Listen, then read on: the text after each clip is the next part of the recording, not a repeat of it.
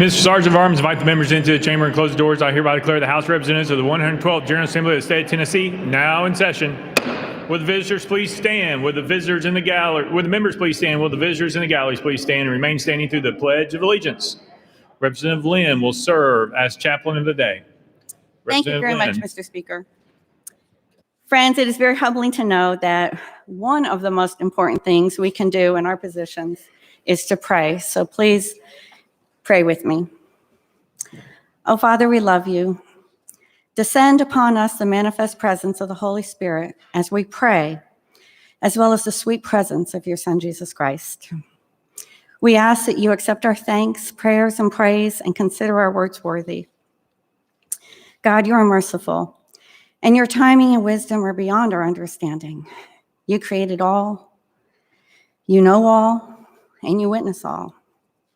The magnificence of this world and its breathtaking beauty is beyond our comprehension. Most loving Father, we give you thanks for all things. We dread nothing but the loss of you. We cast all of our cares on you, the one who cares for us. Preserve us from faithless fears and worldly anxieties, and grant that no clouds of this mortal life may hide from us the light of your Son, Jesus Christ our Lord. Our Heavenly Father, hear our prayer and send down on us and on all those who hold public office your spirit of wisdom, of clarity, of charity and justice, that we may be faithful to promote the well-being of the people we serve. We thank you for every family that takes loving care of the children you give them, teaching them right from wrong. Bring to light those children who suffer abuse, that we might intervene.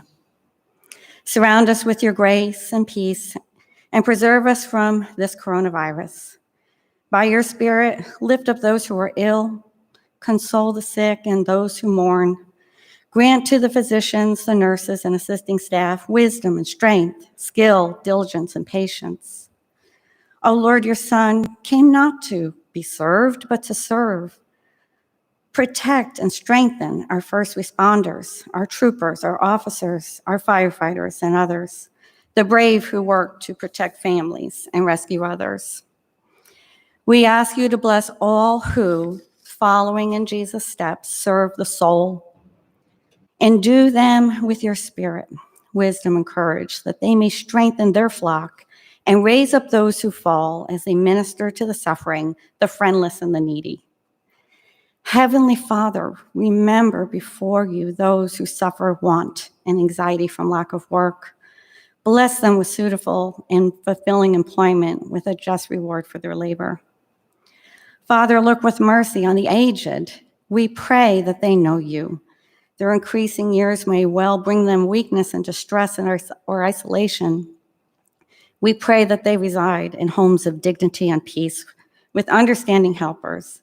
Increase their faith and their assurance of your love through Jesus Christ our Lord. O God, almighty and merciful, you heal the brokenhearted, discouraged, and turn the sadness of the sorrowful to joy. Lord, we are your hands. Give us the wisdom to best know how to help the poor, the destitute, the homeless, and the forgotten. Almighty God, your Son took upon himself the afflictions of the people. We pray with compassion for those suffering from anxiety and depression or mental illness. Father, bear their sorrows and their care, supply their needs, help them to put their whole trust and confidence in you, and restore them to strength of mind and cheerfulness of spirit. O Lord, you minister to all those who come to you. Look with compassion upon those who, through addiction, have lost their health and freedom. Restore to them the assurance of your unfailing mercy. Remove from them the fears that beset them and strengthen them in the work of their recovery. And to those who minister to them, give patient understanding and preserving love. Go before us, O Lord, in all our doings with your most gracious favor, and further us with your continual help, that in all our works begun, continued, and ended in you, we may glorify your holy name and finally, one day, through your mercy, obtain everlasting life. Lord, we pray this in the name of Jesus. Amen. Representative Lamb will lead us in the Pledge of Allegiance. Salute. I pledge allegiance to the flag of the United States of America and to the republic for which it stands, one nation under God, indivisible, with liberty and justice for all.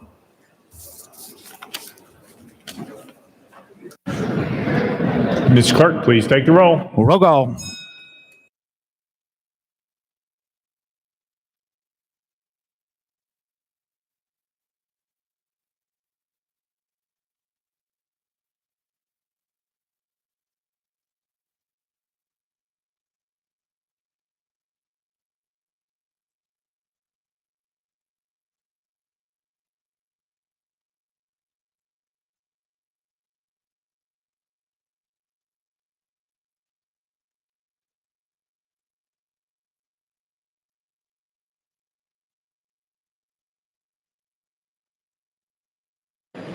Ms. Clerk, please take the roll. Mr. Speaker, 94 members present. Let the journal reflect Representatives Byrd, Carter, Ogles are excused. Next order, Mr. Clerk. Welcoming and honoring. Leader Gant, you're recognized. Thank you, Mr. Speaker. Kevin, Representative Vaughn, and I have a special guest with us here in the chamber today.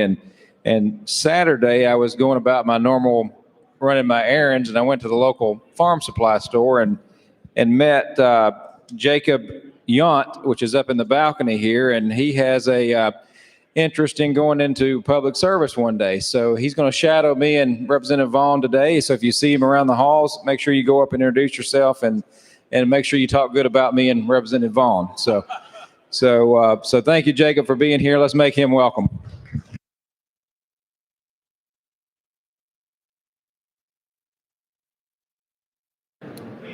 Leader Lamberth.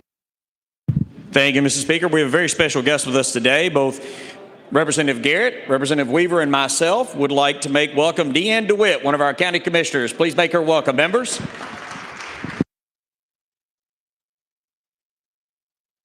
Chairman Terry. Thank you, Mr. Speaker. I'd like to recognize my intern. He's over here on the right, Thomas Bell. Stand up for us, Sir Thomas. He's done a great job for us in the Health Committee, and again, give him a round of applause. Thank you. Representative McKenzie. Thank you, Mr. Speaker. Over the weekend, the Knoxville community experienced a sudden and tragic loss. Nash Armstrong, the assistant news director at WVLT News, died in an accident at the age of 33. He was a native of Greenville, Tennessee, avid golfer, proud University of Tennessee graduate, and diehard Vols fan. He was beloved by his co-worker and was actually named Employee of the Year at WVLT just this last year. Would y'all please join me in a moment of silence to remember Nash's life? Thank you, Mr. Speaker. Thank you. Chairman Williams. Thank you, Mr. Speaker. I, too, have guests in the gallery today. I have Thomas Cox, who, in spite of all my faults, still chooses to be my friend. And he and his wife, Jackie, both lived in Putnam County for many years. They now reside in this lower state called Alabama. But he is here today with his daughter, Jonna, who's celebrating her 13th birthday this year, and they're here to find out what it's like to affect change in your community. I hope you all make them welcome, and they'll be in committees with us today. Thank you.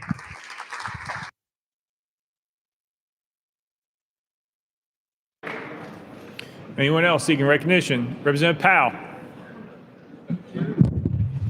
Thank you, Mr. Speaker. Just wanted to honor a United States statesman that was lost recently, and flags are flying, half-staff for him. Former Vice President Walter Mondale.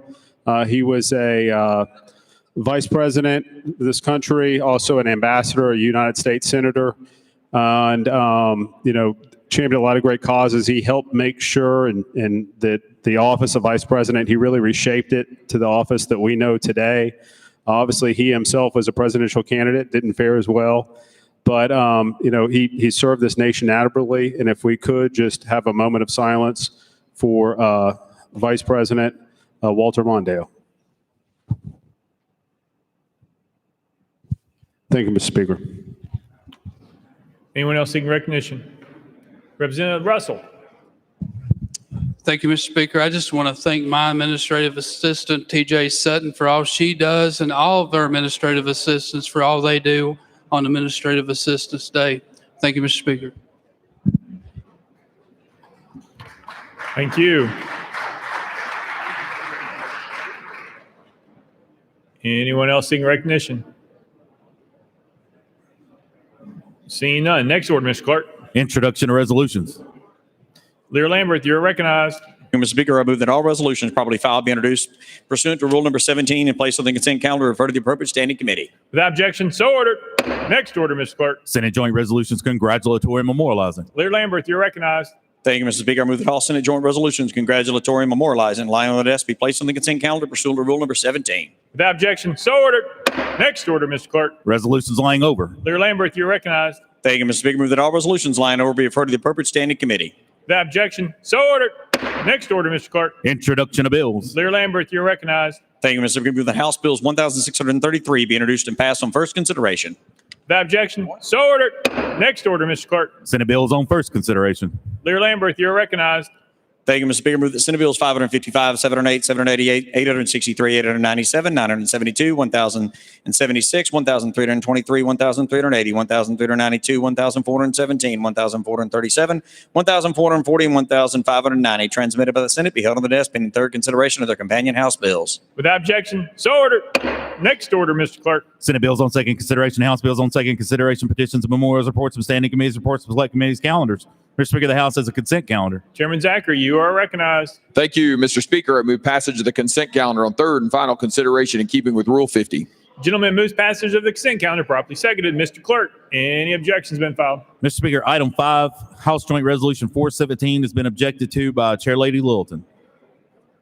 Anyone seeking recognition on the consent calendar?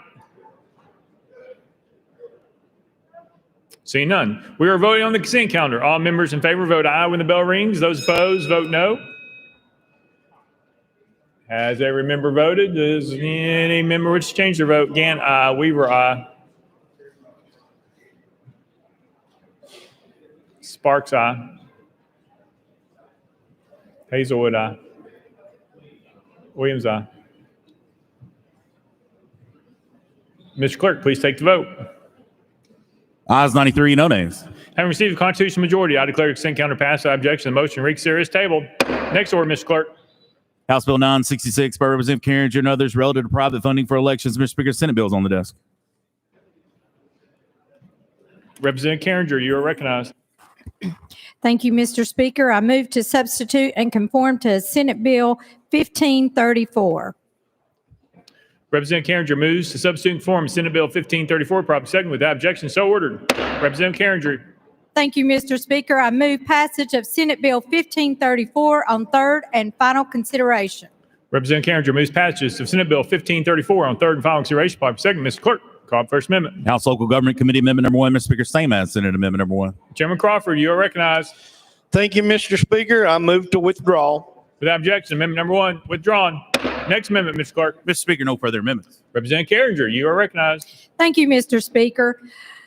Senate Bill 1534, as amended, this bill would require the Speaker of the House and the Speaker of the Senate to approve any donation to the State Election Commission. This bill also would require the Secretary of State or their designee to approve any donation to the County Election Commission or election administrator. As amended, this bill prohibits the State Election Commission, the Secretary of State, or coordinator of elections from accepting any donation from a private person, political party, corporation, or organization unless both the Speaker of the House and the Speaker of the Senate approve of the donation. It makes the same prohibition for any county election commissioner or election administrator unless approved by the Secretary of State of their designee. Mr. Speaker, I renew my motion. Representative Carringer renews her motion. Any discussion on the bill? Representative Miller. Thank you, Mr. Speaker. Sponsor yield. Representative Carringer.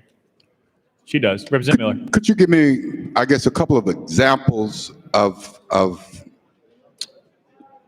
how the speakers in both houses would approve donations from nonprofits? Could you give me an example of Representative Carringer. that? Yes. Well, as we know, some other states have accepted some money during campaigns. The state of Tennessee wants it to be known that our elections are going to be transparent. We do not want our elections to be bought. And so this past election, there was some grant money offered, but our Secretary of State felt that it would be better to not accept that money.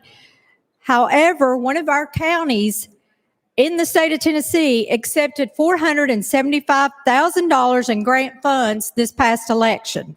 So we just want to make sure that our elections are transparent, they cannot be bought, and that we have the speaker from both houses and our Secretary of State involved when there's any money like that being forthcoming.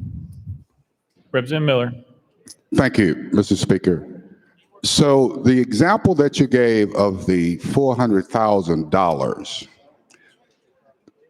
Representative Carringer. $475,000 to be exact. Representative Miller. So that same example that you gave, $475,000, the speaker and the Speaker of the House could have approved that based on your bill. Representative Carringer. Yes. Representative Miller.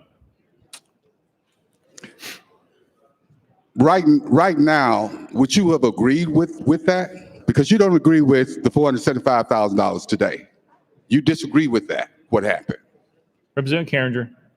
Yes, I do disagree with what happened because our Secretary of State told them that that would not exactly be the best to do. Representative Miller. What could they have used these dollars for? Representative Carringer. Well, they were used in the past elections, and so we don't really know what all they could have been used for because it was not made transparent until afterwards. Representative Miller. Thank you, Mr. Speaker. And once again, once this bill passed, then under the same circumstances, same situation, both speakers could have approved that, and it would have been perfectly legal. It would make it perfectly legal and transparent. Representative Carringer. Well, we don't know if they would have approved it. That's the whole question. Would they have approved it and where it was coming from? We don't know that answer. So going forward, we want to make sure that both speakers and our Secretary of State know exactly where the money is coming from. We have to know if money is being used in our elections, then we need to know where the money is coming from. Representative Miller. So why don't we just do away with it and take that responsibilities and options from both speakers? Just make it transparent across the board. Because I think at this point, it creates a possible conflict of interest if both speakers can say, okay, we like this one, we don't like the other. And just recommendations, and thank you, Mr. Speaker. Thank you, Representative Carringer. Well, the reason we're going with this is because they disregarded what our Secretary of State told them to do. So we're adding more people in line to be able to make sure that it's going through enough people to make sure this money is coming from the right place and to make it more transparent. Chairman Dixie. Thank you, Mr. Speaker. Representative, I have a couple questions for you. You said this was a $475,000 grant. Now, along with the grant, there are some requirements, and all this money has to be accounted for. Previously, he asked, Representative Miller asked, how was this money spent? So if the grants have to be accounted for and documented, how do we not have a list of how that money was spent for this particular $475,000? Representative Carringer.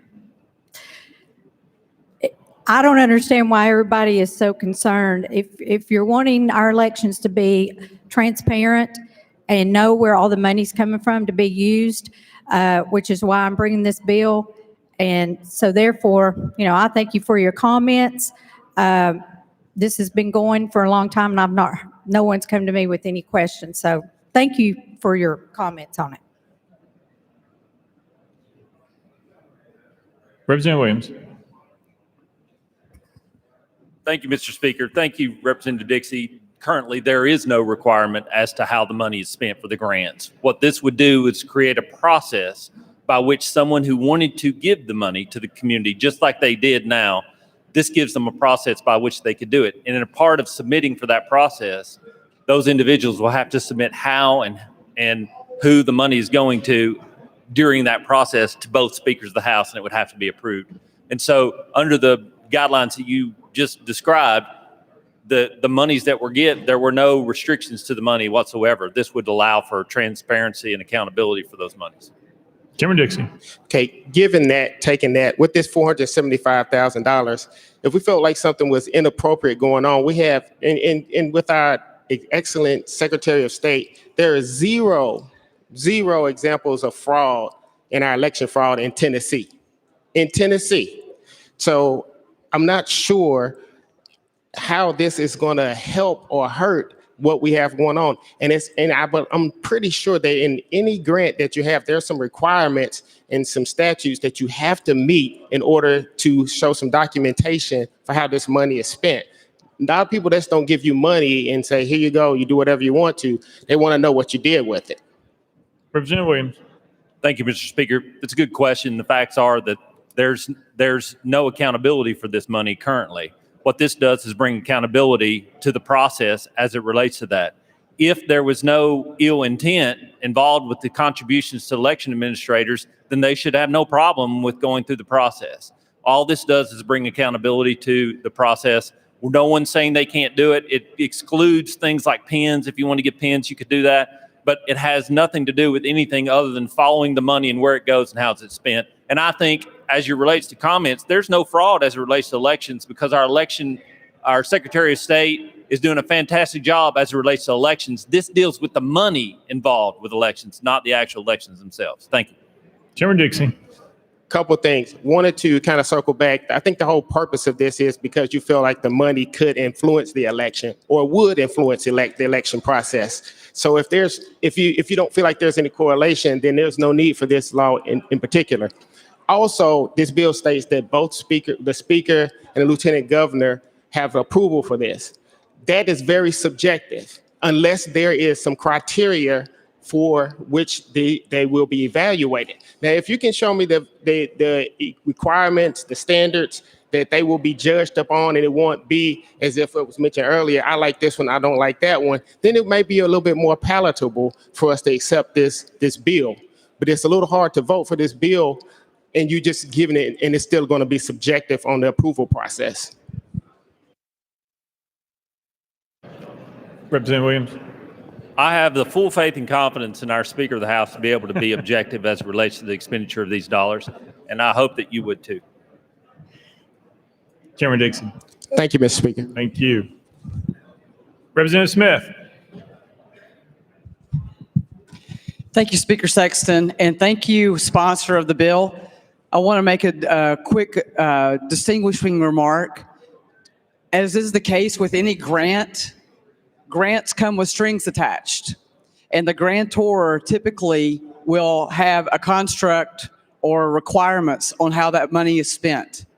And our elections, while we are focused many times on the partisan nature of campaigns, our elections as run by the state of Tennessee, our Tennessee Secretary of State, are supposed to be that of integrity and in a nonpartisan nature. And so I applaud this bill. I applaud your work. and I'll be voting in the affirmative. And I would just simply encourage all of our colleagues that if you don't want to see outside influence through the form of grants with strings attached, as well as to protect the integrity of the process to be nonpartisan, this is a terrific bill. Thank you so much, Representative. Representative Griffey. Thank you, Mr. Speaker. Thank you, sponsor. As I understand it right now, under Tennessee law, if Facebook, Google wants to dump $500,000 million into Davidson County Election Commission, they could take that money, wouldn't necessarily have to disclose it, and they could spend all that money in one particular district, one particular precinct to try to get out the vote in that particular district, precinct. And there would be nothing the state of Tennessee or election officials could do about that. And folks, look, if y'all are all about free and fair elections, bring another bill, make another amendment, make this better. This is a great step in the right direction to keep outside money from unfairly influencing our elections. This is critical to democracy and our constitutional republic. Thank the sponsors, both. Thank you, Mr. Speaker. Appreciate you bringing this. Thank you. Representative Russell. Thank you, Mr. Speaker. Question on the bill. Previous question's been called. Any objection? We'll put it on the board. We're voting on previous question. All those in favor vote aye when the bell rings. Those opposed vote no. Has every member voted? Does any member wish to change their vote?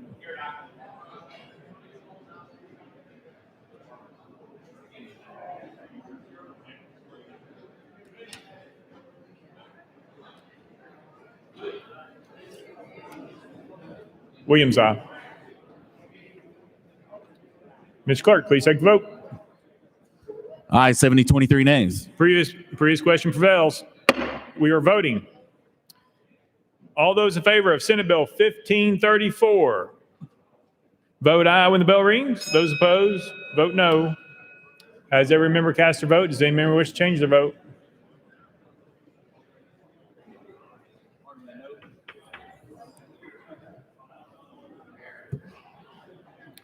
Mr. Clerk, please take the vote.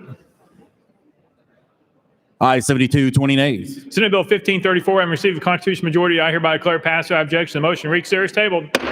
Call up next bill, Mr. Clerk. House Bill 1373 by Chairman Whitson and others relative to health insurance benefits for families of first responders.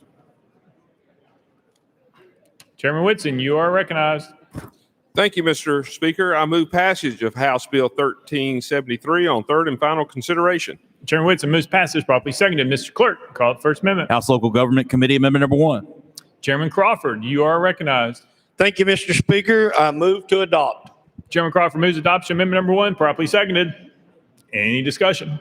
Seeing none. All those in favor of amendment number 1 say aye, aye. All those opposed say no. The ayes have it. You adopted. Next amendment, Mr. Clerk. No further amendments, Mr. Speaker. Chairman Whitson, you're recognized. Thank you, Mr. Speaker.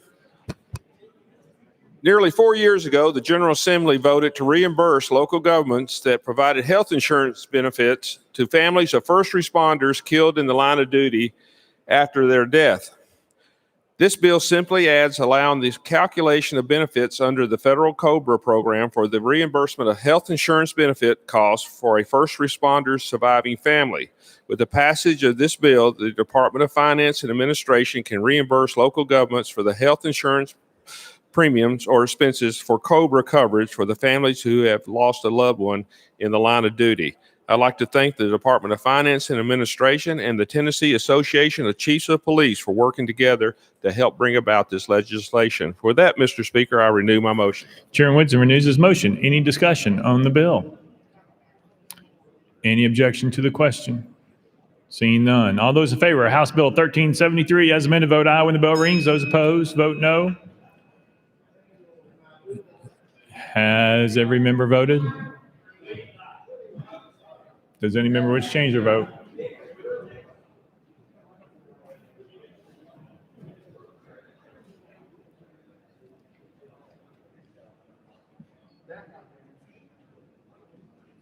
Becca. Ms. Clerk, take the vote.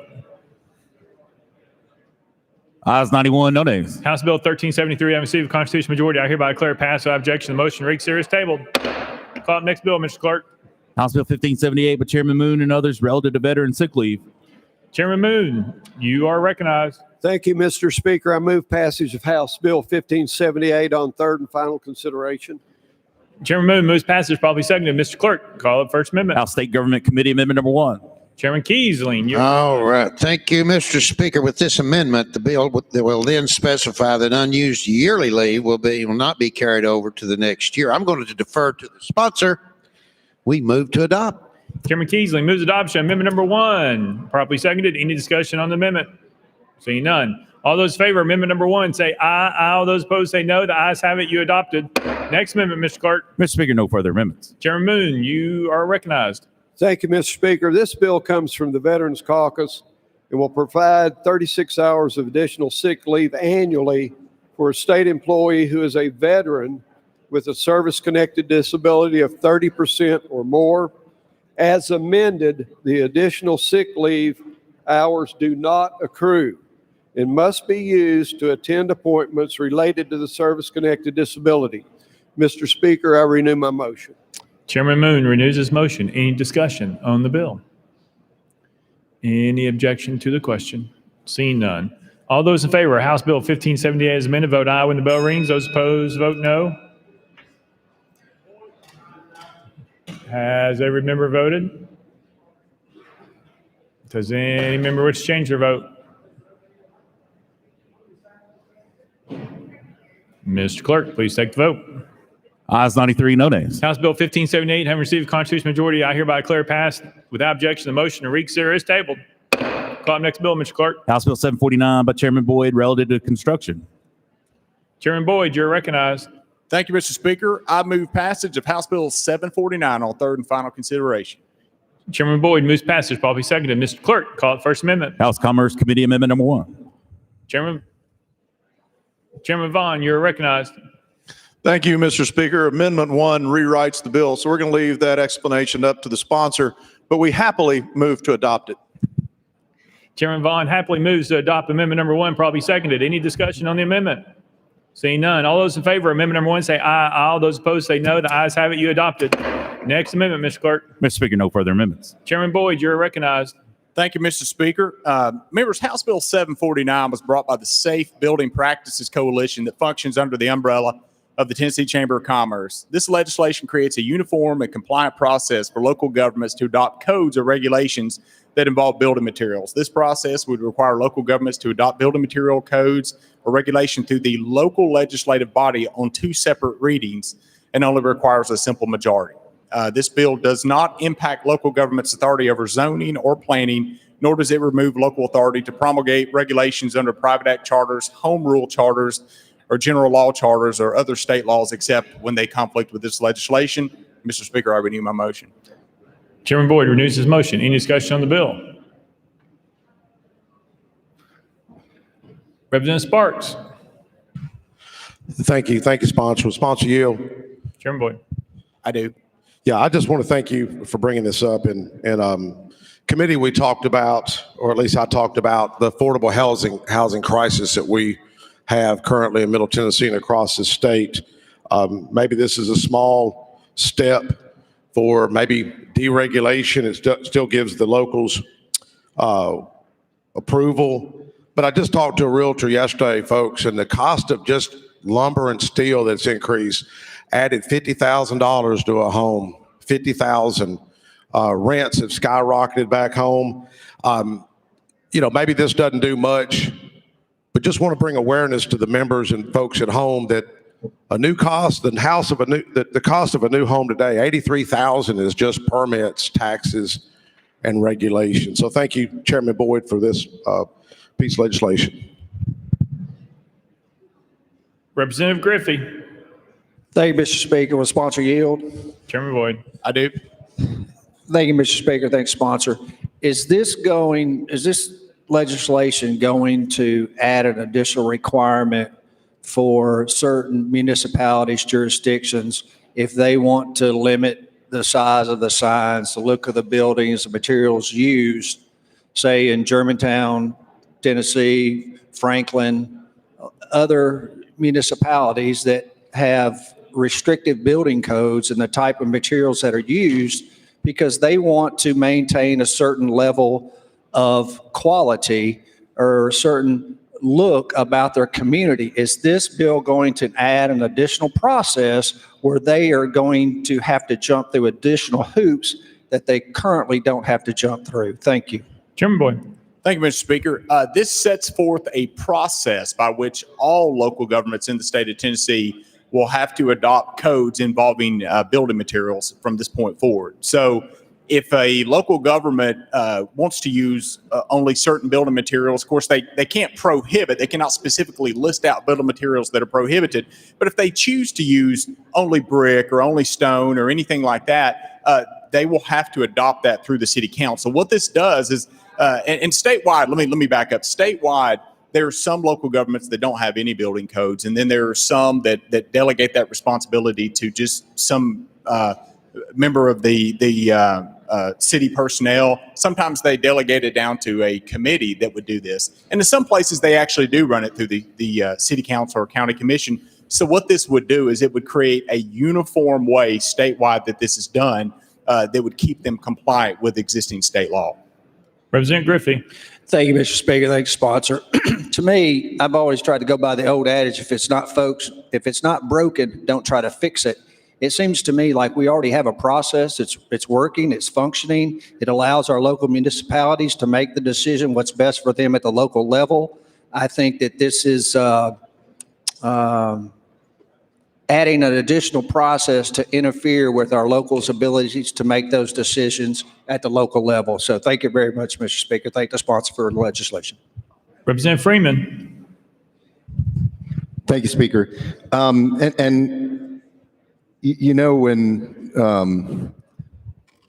well, anyway, so I have the exact same concern to require us to have to go back, specifically in say Nashville, and put building materials in an ordinance, to me sounds like the most government enlarging, cumbersome process I can think of. We currently have the ability today for our elected officials to delegate authorities just like this. This is the ultimate local authority that we give, and to take the ability away from our localities to be able to decide their own future is not good policy. And let's not pretend that this is going to be for underlayment or foundation materials or window choices. This is going to be purely architectural decisions that will limit a municipality's ability to move quickly to improve a community by having premium building materials required. It's done all over the state. It's done all over the United States. And we're going to remove that ability and create a cumbersome process, whereas we're going to have to come and pass an ordinance. How do you do overlays? We've got overlays in Nashville that our building committee can approve that requires additional building materials. It requires stone pavers on sidewalks to create a more historic feel, not in a historic area, but to create a different feel for a community. And this would remove that ability. I've dealt with this in multiple cities, and I've never seen a requirement for building materials to be approved through a municipal body, through an ordinance. So with that, I'm not going to be able to support your bill. Chairman Boyd. Thank you, Mr. Speaker. We addressed a lot of that concern with an amendment. Early on, I shared some of those same concerns as well. And this bill does not affect a city's ability to do things like that with historical districts or overlays. But the things that you're talking about, it's pretty simple. You just run it through the local legislative body. And a lot of the local governments said, exactly what you did. And so they said, instead of setting the bar high and requiring a 2/3, would you be willing to do it just a simple majority? And we agreed to that. And then they said, instead of it being on 2 separate hearings 2 weeks apart, let's set it up so that we could literally do it the next day. We run it through on a Monday and run it again on a Tuesday, and we're done. So we want to give these cities a way to become compliant, because like I said, there's been no consistent way in which these codes are adopted statewide. In many cities and counties, and any local government, many of them are in violation of state law now unknowingly. And this is their pathway to get something on the books that's compliant, so that moving forward they can control and regulate locally how they want to design their cities. Representative Freeman. Thank you. And I understand that. Again, to require it to be passed by that elected body, to me, just seems like a cumbersome process. We delegate authority all day. I mean, are we next going to require a municipality to put ordinance out on what day your trash gets picked up, or, how often the flowers get changed in your town square? I mean, we give authority for local decisions to be made all day, and this just seems like a cumbersome process. But thank you again. Thanks for. Chairman Boyd. Thank you, Mr. Speaker. And we will continue to delegate a lot of those responsibilities. But if it involves building materials, which is something that's protected in state law, we're going to lay out a way that local governments have to adopt these codes. Chairman Vaughn. Thank you, Mr. Speaker. And for my colleagues who are questioning what this bill really strikes at the heart of, I appreciate my colleague mentioning one of my fine areas that I represent, one of my jurisdictions, City of Germantown, Town of Collierville. Both are highly restrictive entitlement processes that we all go through. All this legislation here today will do is to have other municipalities and other jurisdictions to follow similar processes to establish how projects are approved. Suddenly, we won't have arbitrary building in areas which don't have a design review commission or a design review process, which is not the elected body. It's typically an appointed body. And there's an entire entitlement process that has to do with that. But what this bill speaks to is the places that do not have that infrastructure set up with their city, and arbitrary building inspectors, code officials making decisions about what type of shingles need to be on a home, what type of bricks need to be on a home, what type of exterior siding, these type things. What this does is this says that with regards to these building materials, you cannot discriminate against them, but you can set up a design process that things can go through. And with regards to my 2 jurisdictions, Germantown's design review guidelines are perfect the way they're written. Collierville, we had prohibited materials, which was already in violation of state law that the local jurisdiction didn't realize. But with regards to anything to do with design, with overlays, with zoning, whenever you change this in these codes anyway, if you're going to change the zoning ordinance, you have to have approval by the elected body. This is just an extension of those zoning codes. So with regards to this, for jurisdictions and areas that are well-designed, well-regulated, this is a very small bar. But for those nefarious actors out there who are arbitrarily making decisions with regards to building materials, this gives them a framework by which they can catch up to speed with everybody else. And it levels the playing fields in those areas. And so I support this bill. I think it brings a level playing field. Everybody will know what to expect, and I don't think it detracts from anything. Again, my 2 communities are some of the most heavily regulated in the state, and we don't have an issue with this piece of legislation. So thank you. Representative Whitson. Thank you, Mr. Speaker. Sponsor yield. Yes, and I want to thank you, though, for working with us when you first brought this legislation and with TML. And I know they worked hard on the amendment that you added.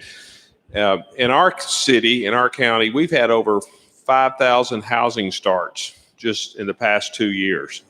And I tell you, that every year it seems like we come up here and the money to be made seems to be in our real estate market and construction market in Williamson County. And you understood that and you worked with us. And I do appreciate that.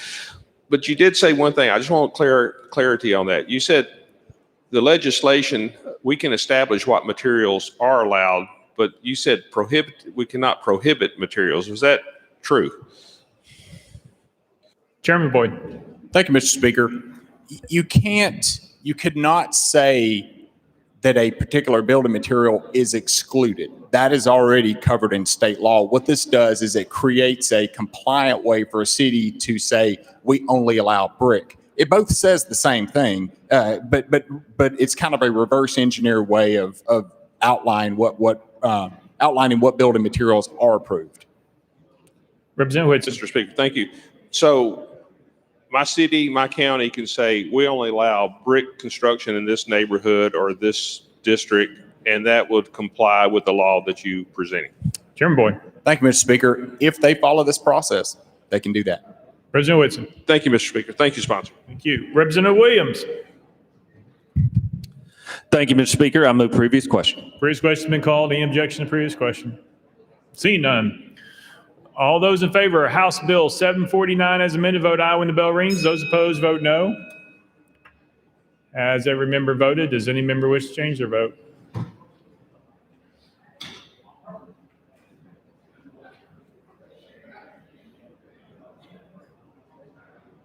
Mr. Clerk, please take the vote. Ayes 59, 31 nays, one present, not voting. House Bill 749 not received a constitutional majority. I hereby declare passed without objection. The motion to reconsider is tabled. Call up next bill, Mr. House Clerk. Bill 13 by Chairman Halsey and others relative to health. Representative Halsey, you're recognized. Thank you, Mr. Speaker. I move passage of House Bill 13 on third and final consideration. Chairman Halsey moves passage. Properly second. Mr. Clerk, call it First Amendment. House Health Committee Amendment number 1. Chairman Terry, you are recognized. Thank you, Mr. Speaker. Move to withdraw.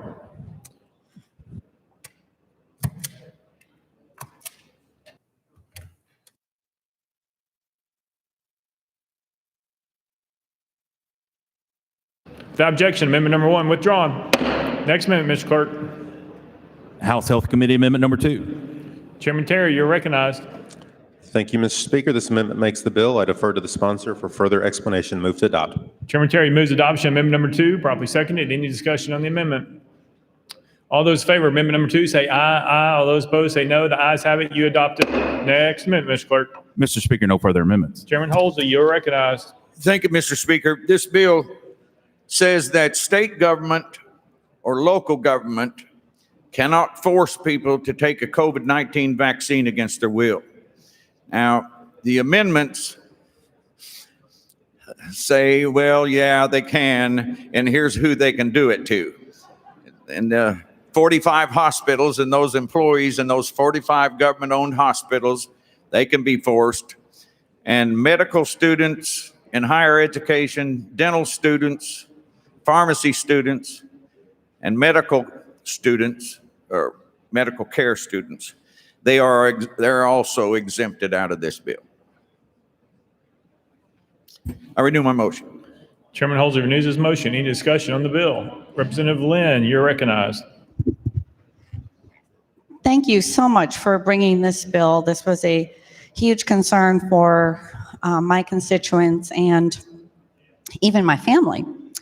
One thing I did learn in my reading, and maybe the amendments speak to this, I'm not sure, is that because this vaccine is for experimental use only, the federal rules actually say that no one can be forced to take a vaccine that has been approved for experimental use only.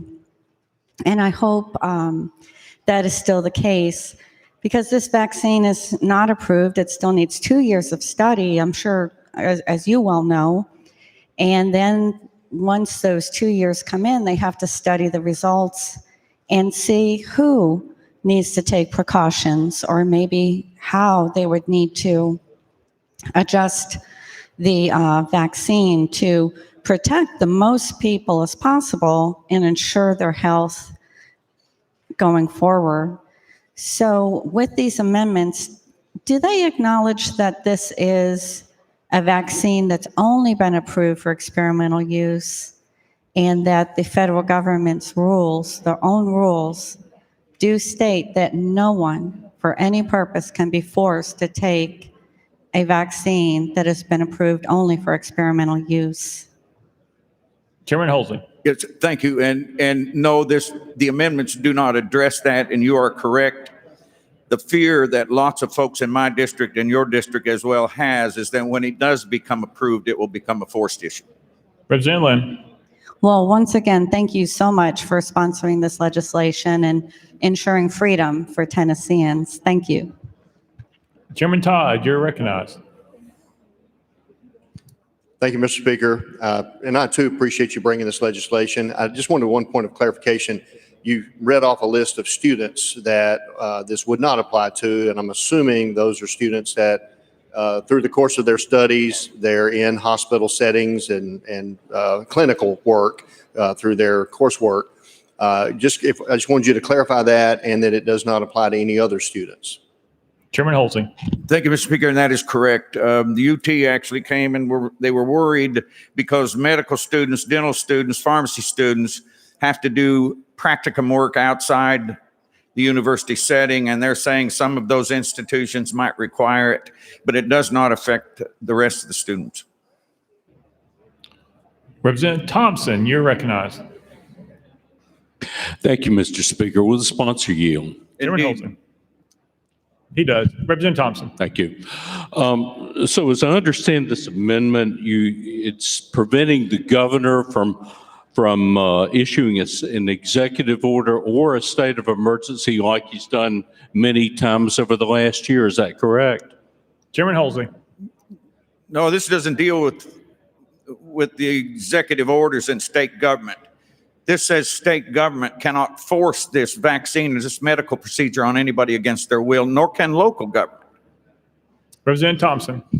Thank you, Mr. Speaker. How many instances in the state of Tennessee have we had of local governments or school systems or anybody forcing people to take this vaccine? Chairman Holsey.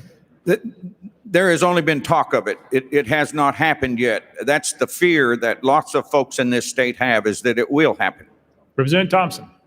Thank you. I believe that Representative Lynn's already said that the federal regulations prevent this, so it's really just a exclamation mark, it sounds like. Now, after over 12,000 deaths from COVID, and after 836,000 cases of COVID, it seems to me this gives the wrong message to the people of Tennessee. We need to be encouraging people to do what they need to do to prevent this, to take the vaccine as long as their religious or other reasons don't exist. And I think this is giving the wrong message at the wrong time, and that we need to defeat this for now and continue to try to keep our state healthy.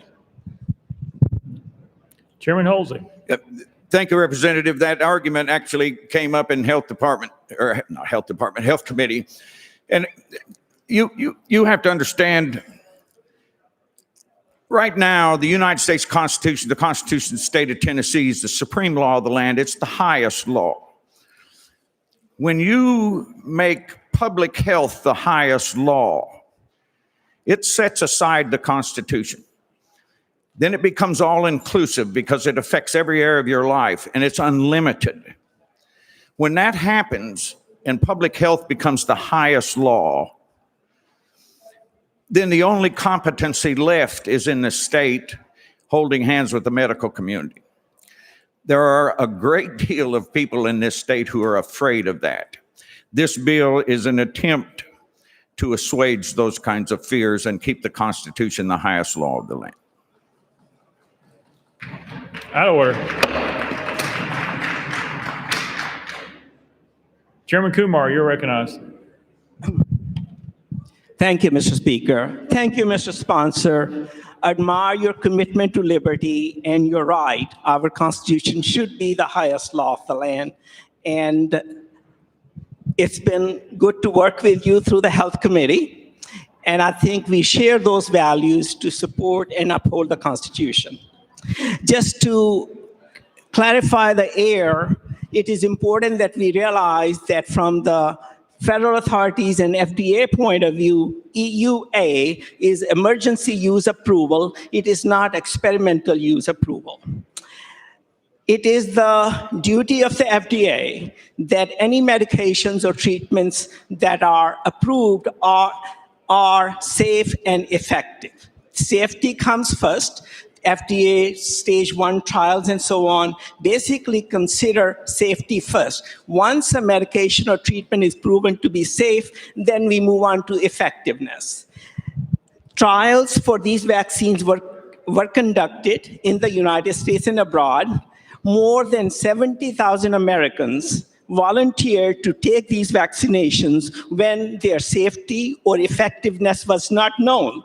And yes, some of those brave souls took placebo without their knowledge and to be a part of these studies. Some of those people were here in Nashville, and some of them I know personally who participated in those trials. So the vaccination was tried, and considering that almost 80 million or more vaccinations have been given in the United States, I think the safety has been proven, although not by the FDA, but I expect FDA people do read the newspapers, and it says so.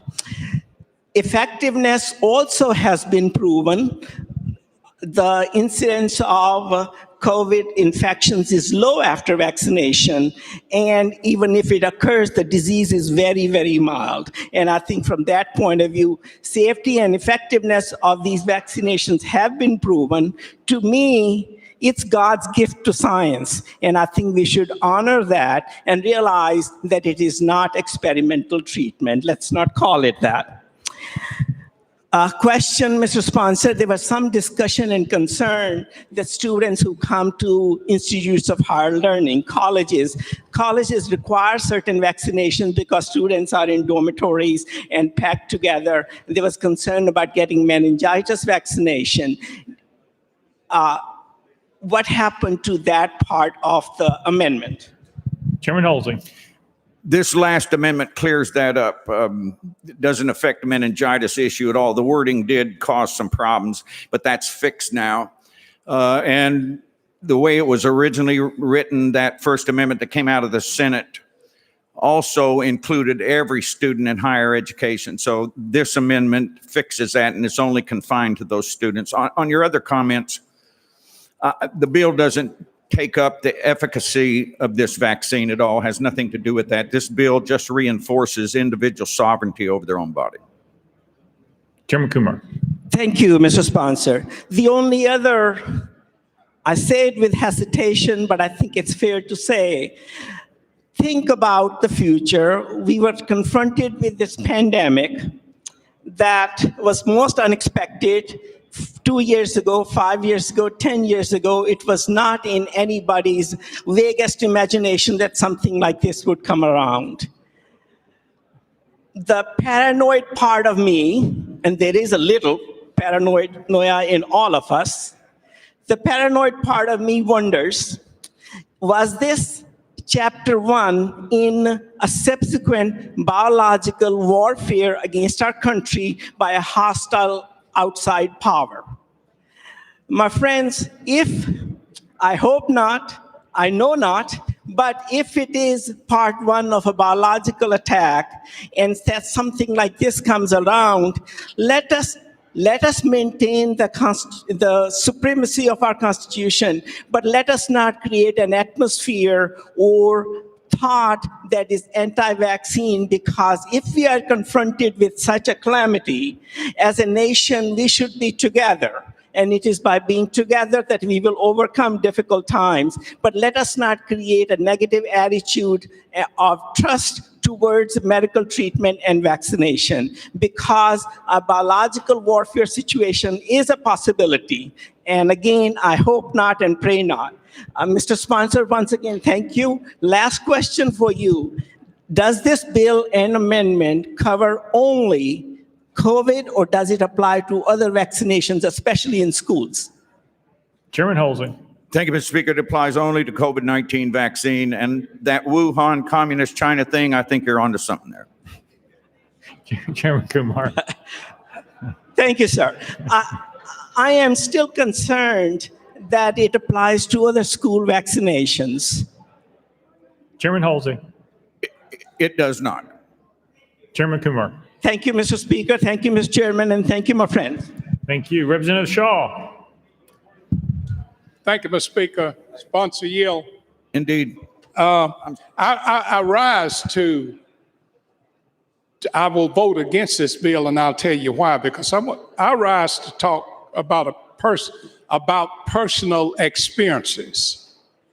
I can name at least 5 families this morning that I've been to the cemetery with because there were people who didn't want to take the vaccine and took it home to grandma, to daddy, to uncles, to nephews and nieces, and they died from it because it was somebody in the house who felt like it was against their freedom to take this vaccine.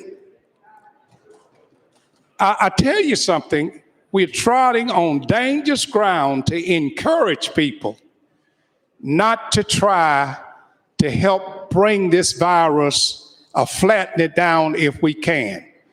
You can't talk to no 2 people that will tell you the same story about how this virus affects them. Now, I don't believe in pushing anything off on anybody that they don't want to. That's not why I'm here. But I can tell you, this virus has taken people to the grave based upon what you are doing right now, because there were people who felt like they didn't need to take it and nobody could make them take it. I really think this is very dangerous. One speaker said it before, and I'll say it again. I think we ought to be trying to encourage people rather than to discourage people. And I rise to say that I've seen too many people suffer because somebody else thought that they had a right to affect someone else while it didn't affect them. There are people who walking around living today who has this virus that have caused other people to die. And I just think that we need to be very careful to do. That's why I can't vote for your legislation. And I think I also said to you earlier, somewhere you had worship in there. And I just want to put on the record, you can't close the church. Nothing you do, you can't close. You couldn't close it if you wanted to. You could send the United States Army and you couldn't close it because the church is in us and not in brick and mortar. But I rise against this bill because you are putting people's lives in danger by telling folks they shouldn't take this vaccine. Thank you. Chairman Holsey. No, I disagree with you. I have not told anybody not to take the vaccine. I want as many people who want to get it to get it. And I won't argue the efficacy of it. This bill doesn't have anything to do with that. I will say that medical tyranny is no less tyrannical than any other form. I have lost friends myself. I am not in favor of anybody dying from this virus. This bill, again, does not deal with the efficacy of it. It preserves the sovereignty of an individual. Representative Griffey. Thank you, Mr. Speaker. Thanks, sponsor, for bringing this legislation. To my good friends from Robertson and McNairy County, look, I go to the doctor and the doctor gives me advice on what's the best medical approach. That doesn't mean I have to follow his directions. I have some individual liberty to determine what's best for me, my family, or whatever. What gives a right to any of you to tell me what I have to inject into my body? I'm sorry. This is America. We have some individual freedoms and liberties we retain that the government does not have. We, the people, give the government limited authority, not unbridled authority, not unfettered authority. We decide what authority we give the government. This bill is a great bill. My only concern is it doesn't go far enough and protect us from corporations and employers from demanding that we take vaccines that we may not personally agree with. And every individual in Tennessee and America has to make a decision for themselves and for their family.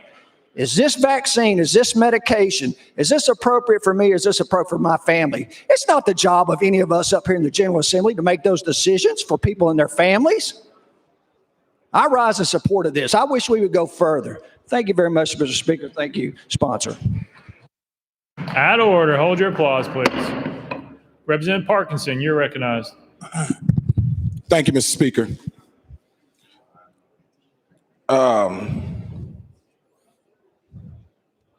Mr. Sponsor and members,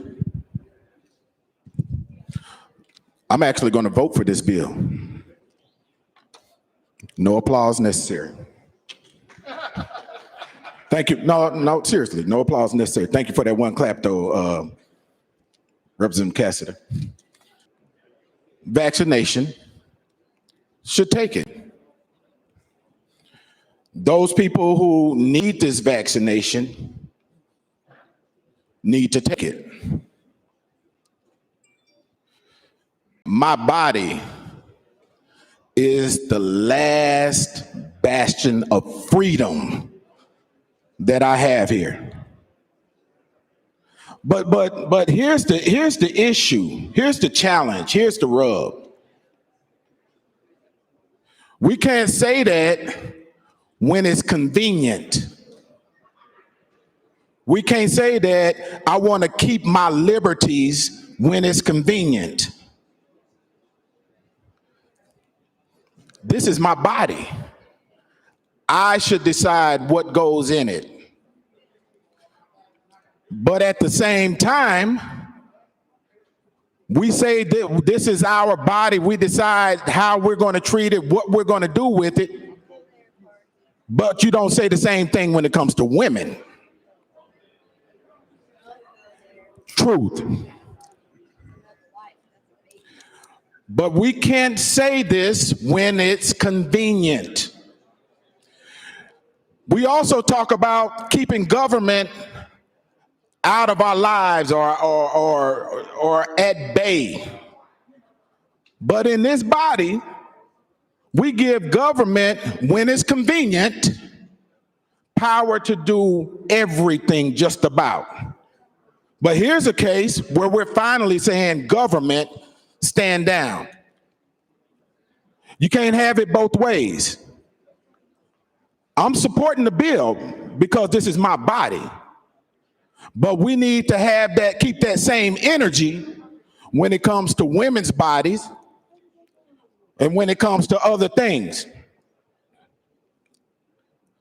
Mr. Sponsor, I thank you for bringing this legislation because let me explain something about black folks.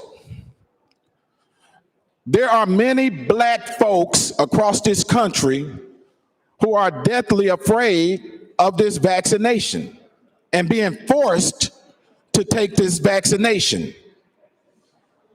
We tried to run a resolution that said racism was a threat to public health, and the CDC, it was killed twice, and the CDC came back and said racism is a threat to public health a day later.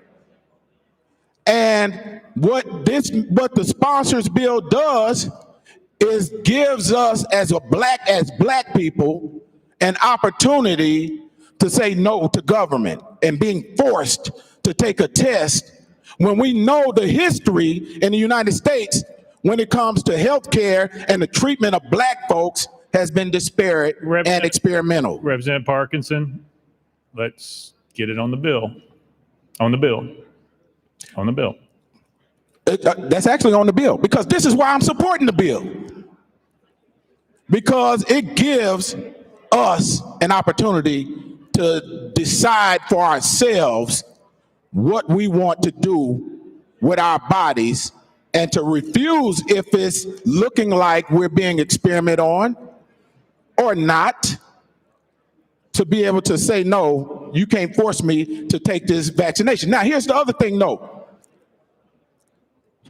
We give, let me end it right there, Mr. Speaker. Let me end it right there. And Mr. Sponsor, I say thank you. But to those that want to take this vaccination, by all means, take the vaccination.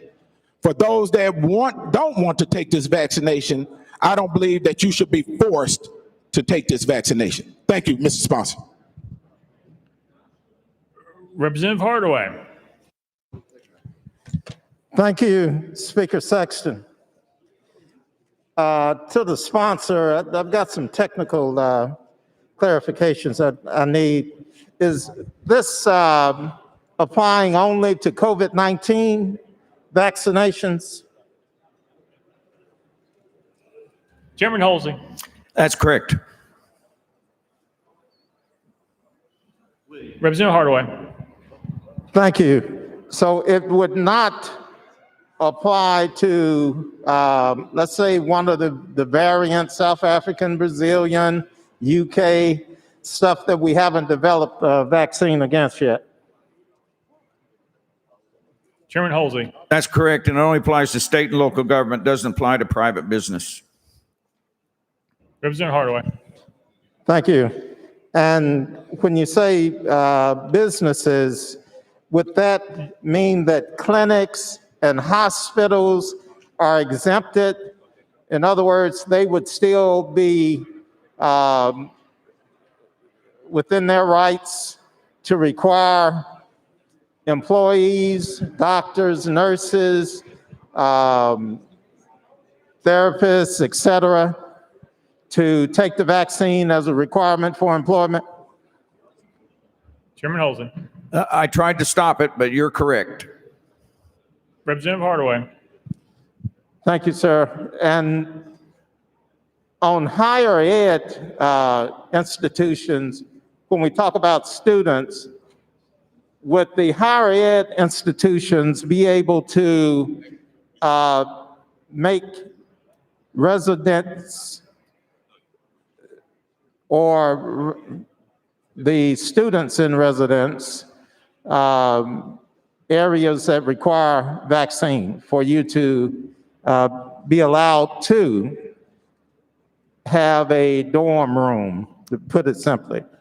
Chairman Halsey.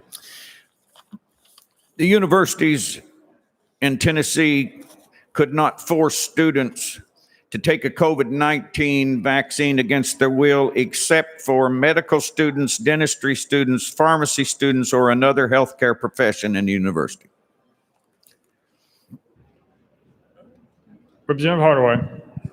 All right, so and I'm trying to get all this clear.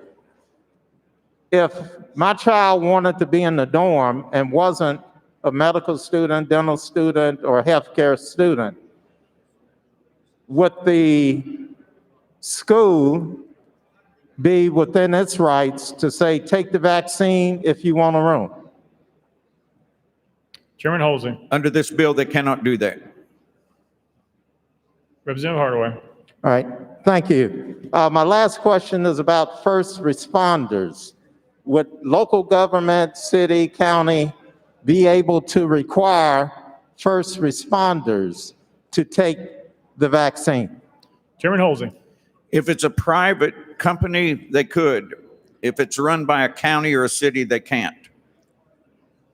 Representative Hardaway. All right, just to be clear, so law enforcement, fire department, EMTs, the local government, city, county, would not be able to force a county fire department employee or a city police, in my instance, Memphis Police Department, wouldn't be able to force police officers to take the vaccine, require them to take the vaccine. Chairman Halsey. That is correct. Representative Hardaway. All right. Thank you, sponsor. Thank you, Mr. Speaker. I'm going to have to vote against your bill. Representative Warner. Thank you, Mr. Speaker. Call for previous question. Previous question's been called. Any objection to previous question? We got objection. We're voting on previous question. All those in favor vote aye when the bell rings. Those opposed vote no. Has every member voted? Does any member wish to change their vote?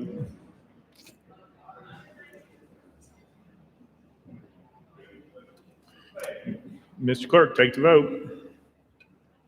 Aye 71, 21 nays. Previous question prevails. We are voting on House Bill 13 as amended. All those in favor vote aye when the bell rings. Those opposed vote no. Has every member voted? Does any member wish to change their vote?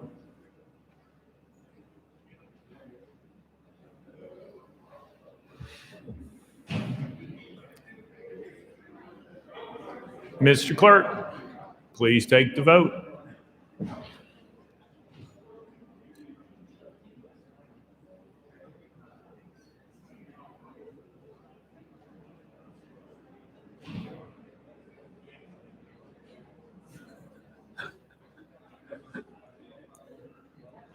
Aye 72, 20 nays. House Bill 13 having received the constitutional majority, I hereby declare it passed. Without objection, the motion to reconsider is tabled. Call up next bill, Mr. Clerk. House Bill 241 by Chairman Ramsey and others relative to off-premises consumption of alcoholic beverages. Chairman Ramsey, you're recognized. Thank you, Mr. Speaker. I would move passage of House Bill 241 on third and final consideration. Chairman Ramsey moves passage. Properly seconded. Mr. Clerk, call it First Amendment, please. House State Government Committee Amendment number 1. Chairman Kiesling, you are recognized. Thank you, Mr. Speaker. We're going to ask to roll this to the heel of the amendments, please. The objection, roll to the hill. Next amendment, Mr. Clerk. House Amendment number 2 by Chairman Ramsey. Chairman Ramsey, you are recognized. And thank you, Mr. Speaker. I would request that we roll this to the heel of the amendments. Without objection, roll to the hill. Next amendment, Mr. Clerk. House Amendment 3 by Chairman Zachary. Mr. Speaker, was timely filed. Chairman Zachary, you are recognized. Thank you, Mr. Speaker. Members, this amendment's fairly simple. It's simply about accountability. This will create a permit to identify those who will be participating in doing the liquor by the drink to the car. It will simply allow ABC to be able to clearly identify these businesses in order to be able to regulate and to be able to oversee this process. Very simple, nothing more to it than that. It will simply provide a permit allowing them to be able to identify those who are going to be offering this service. I would request passage. Thank you, Mr. Speaker. Zachary moves adoption of amendment number 3. Properly seconded. Any discussion on the amendment? Chairman Ramsey, you are recognized. And thank you, Mr. Speaker. These following 5 amendments have been brought from what we've determined is an industry that feels like the hospitality industry is in competition with them, which they are not, of course. This industry has boasted 50 to 75% of increase in revenues over the last year, when our hospitality industry has lost 75% of their industry. These amendments have come in yesterday. They are intended to confuse and to muddy the waters. And with that explanation and the fact that this amendment alone quadruples the requirements for, let's just say, a tax on those that will be involved in the process, which it clearly states in the bill that you already have to have a liquor by the drink license, and this quadruples that cost. So with that understanding, I would move that we table this amendment, sir. Proper motion, properly seconded. The parliamentary situation is that Representative Zachary has moved amendment number 3. Representative Ramsey has moved that motion to the table. That cuts off all debate except for that of the sponsor. Representative Zachary, you are recognized. Thank you, Mr. Speaker. And members, again, just to reiterate the point of the amendment, right now, the way this is being the way this is being overseen is become very, very challenging for the ABC. I've had a restaurant owner talk to me about how the alcohol is being brought to a car, it's being handed to a minor while someone legally able to buy is in the driver's seat. There's so much that goes on with this, with the restaurant taking this to the vehicle, that is important for ABC to be able to identify who is offering this service. I think it's extremely important. So thank you, Mr. Speaker, and I would request passage.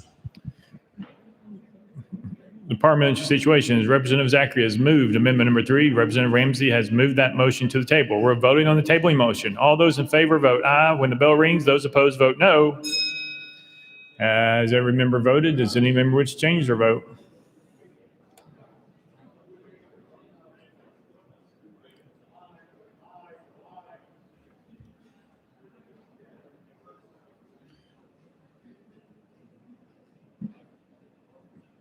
Mr. Clerk, take the vote.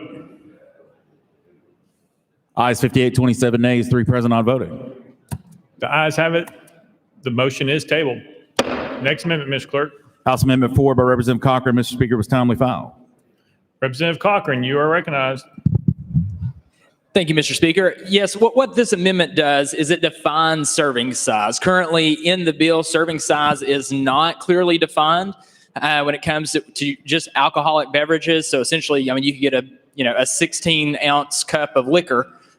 This defines that serving size for wine and then for mixed drinks and other things. So it just gives a more specific definition for wine, a single serving not to exceed 6 fluid ounces. And then it gives the definition for distilled spirits. And then for beer, that's the definition of the local beer board. With that, I'll yield. Do you move your amendment, Representative Cochran? You wish to move it? Yes, sir. Move to adopt. All right. Representative Cochran moves adoption amendment number 4, properly second. Any discussion on the amendment? Representative Ramsey, you are recognized. And thank you, Mr. Speaker. Once again, this is an amendment that was intended to amend a bill on the floor, which we don't do. It was the last minute. In the bill, it's clearly defined, and this bill was written by the Tennessee Alcoholic Beverage Commission. They clearly define the size of a mixed drink to include what would typically be purchased at a restaurant with a meal for 2 mixed drinks. So there's no discrepancy in that, and some of the figures that are put into this amendment actually are way below what is currently available. The beer alone is available everywhere in growlers. It's a gallon size. So I think this is just another intent to hobble an industry that we're desperately trying to bring forward. This is a micro industry, mom and pop. Everything that they buy and everybody that they hire is done locally. And we're in desperate straits to see that the 60% that still exist are able to flourish. So with that statement, sir, I would make a motion that we table this amendment. Proper motion, probably second. The parliamentary situation is Representative Cochran has moved amendment number 4. Representative Ramsey has made a motion to the table. That cuts off all debate except for that of the sponsor. Representative Cochran, you are recognized. Thank you, Mr. Speaker. And just to touch on this one final time, the way that the bill is currently written, it says that they can serve alcohol that consists of single servings of alcoholic beverages or beer. Single servings is not defined currently in the bill. This amendment defines that. It says what a single serving is and makes sure that you can't get 16 ounces of liquor when you drive off. This puts a limit on that. So this just puts a more precise definition into code, which I think is necessary. The parliamentary situation is that Representative Cochran has moved amendment number 4. Representative Ramsey have moved that motion to the table. We're voting on the tabling motion. All those in favor vote aye when the bell rings. Those opposed vote no. Has every member voted? Does any member wish to change their vote?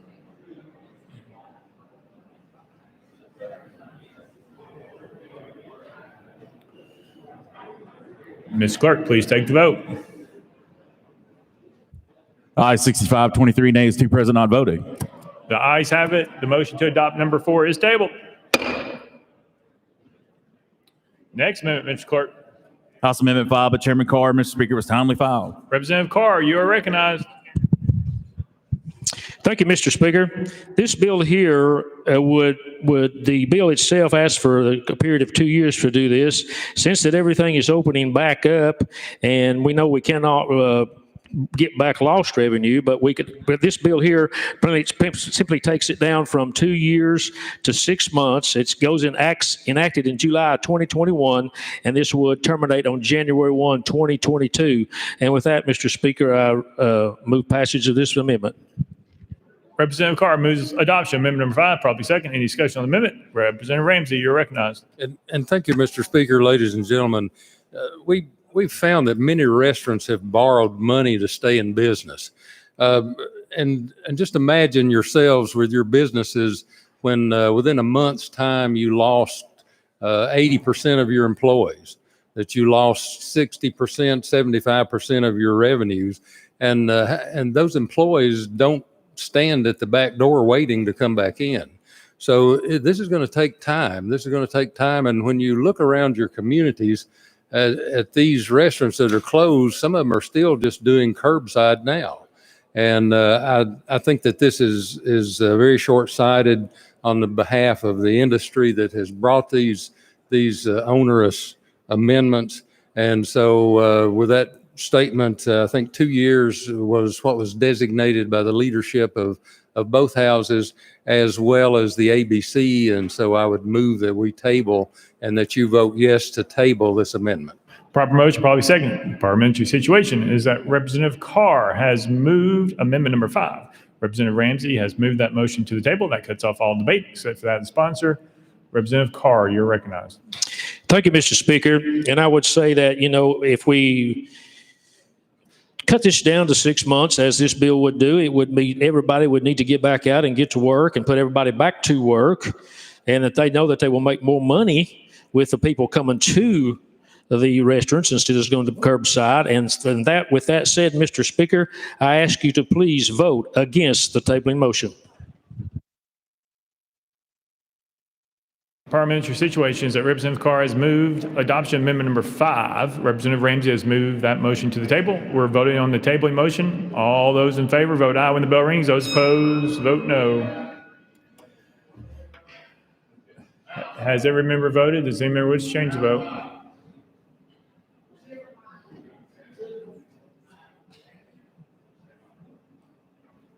Mr. Clerk, please take the vote.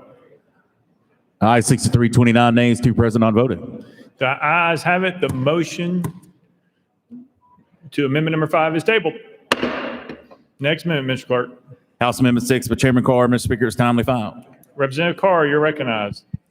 Thank you, Mr. Speaker. With this amendment here, it simply states that the prepared food and alcoholic beverages or beer must not be sold under the section from an establishment with a window or a kiosk. In other words, you can't do a drive-through window and pick this up. And I mentioned a certain restaurant, Taco Bell, about that, and I think they maybe tried to start one down here in Nashville now. But this amendment would simply say you cannot receive this packaged drink if you go through a drive-through window or from a kiosk. It must still be curbside pickup. And with that, I move adoption of the amendment.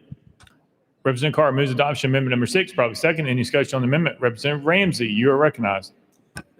Thank you, Mr. Speaker, ladies and gentlemen. And once again, it breaks my heart to have amendments come forth like this from a competitive industry that we have gone and championed for them for years.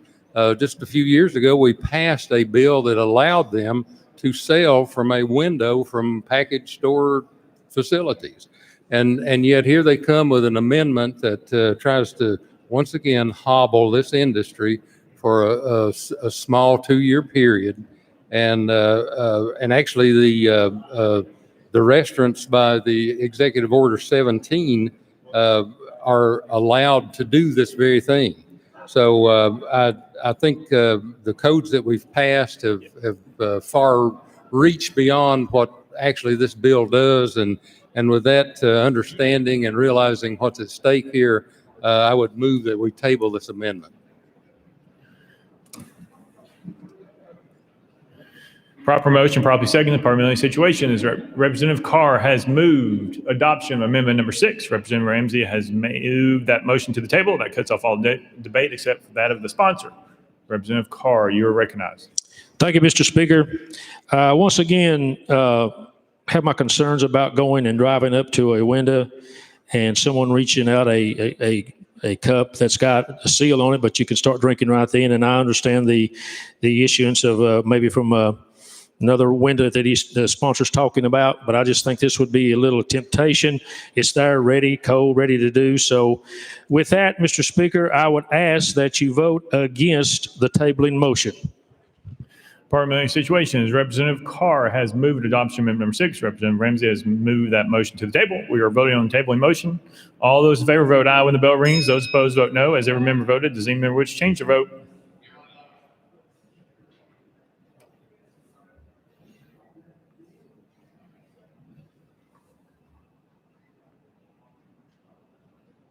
Ms. Clerk, please take the vote. Ayes 56, 35 nays, 2 present, not voted. The ayes have it. The motion to adopt amendment number 6 is tabled. Next amendment, Mr. Clerk. House Amendment 7 by Chairman Halsey. Mr. Speaker, was timely filed. Chairman Halsey, you're recognized. Thank you, Mr. Speaker. This amendment just says if you're going to move these folks from an on-premises consumption to an off-premises consumption, they have to abide by the same hours of operation as a liquor store does. Do you move adoption? I do. I'm sorry. Thank you. Representative Halsey moves adoption. Amendment number 7, properly seconded. Any discussion on the amendment? Representative Ramsey, you're recognized.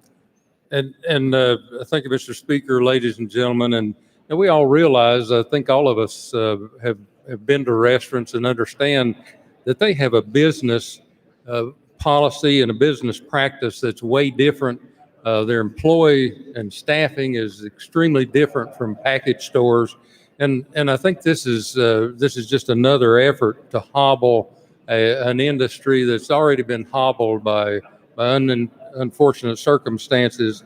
The private business that's struggling. So with that understanding and realizing that this would be a huge impediment to the reestablishment of prosperity in our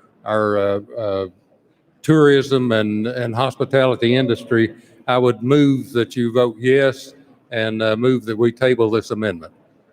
Proper motion, properly seconded. The parliamentary situation is that Representative Halsey has moved amendment number 7. Representative Ramsey has moved that motion to the table. That cuts off all debate except for that of the sponsor. Representative Halsey, you're recognized. Thank you, and thank you, sponsor. I'm just striving to get folks to play on a level playing field.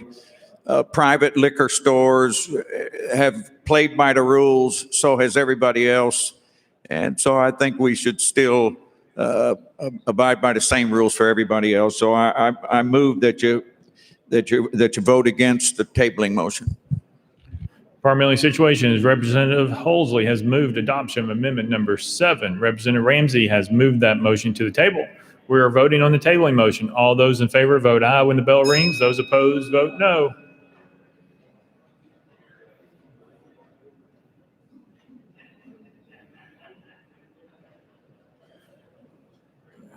Has every member cast their votes? Any member wish to change your vote? Mr. Clerk, please take the vote.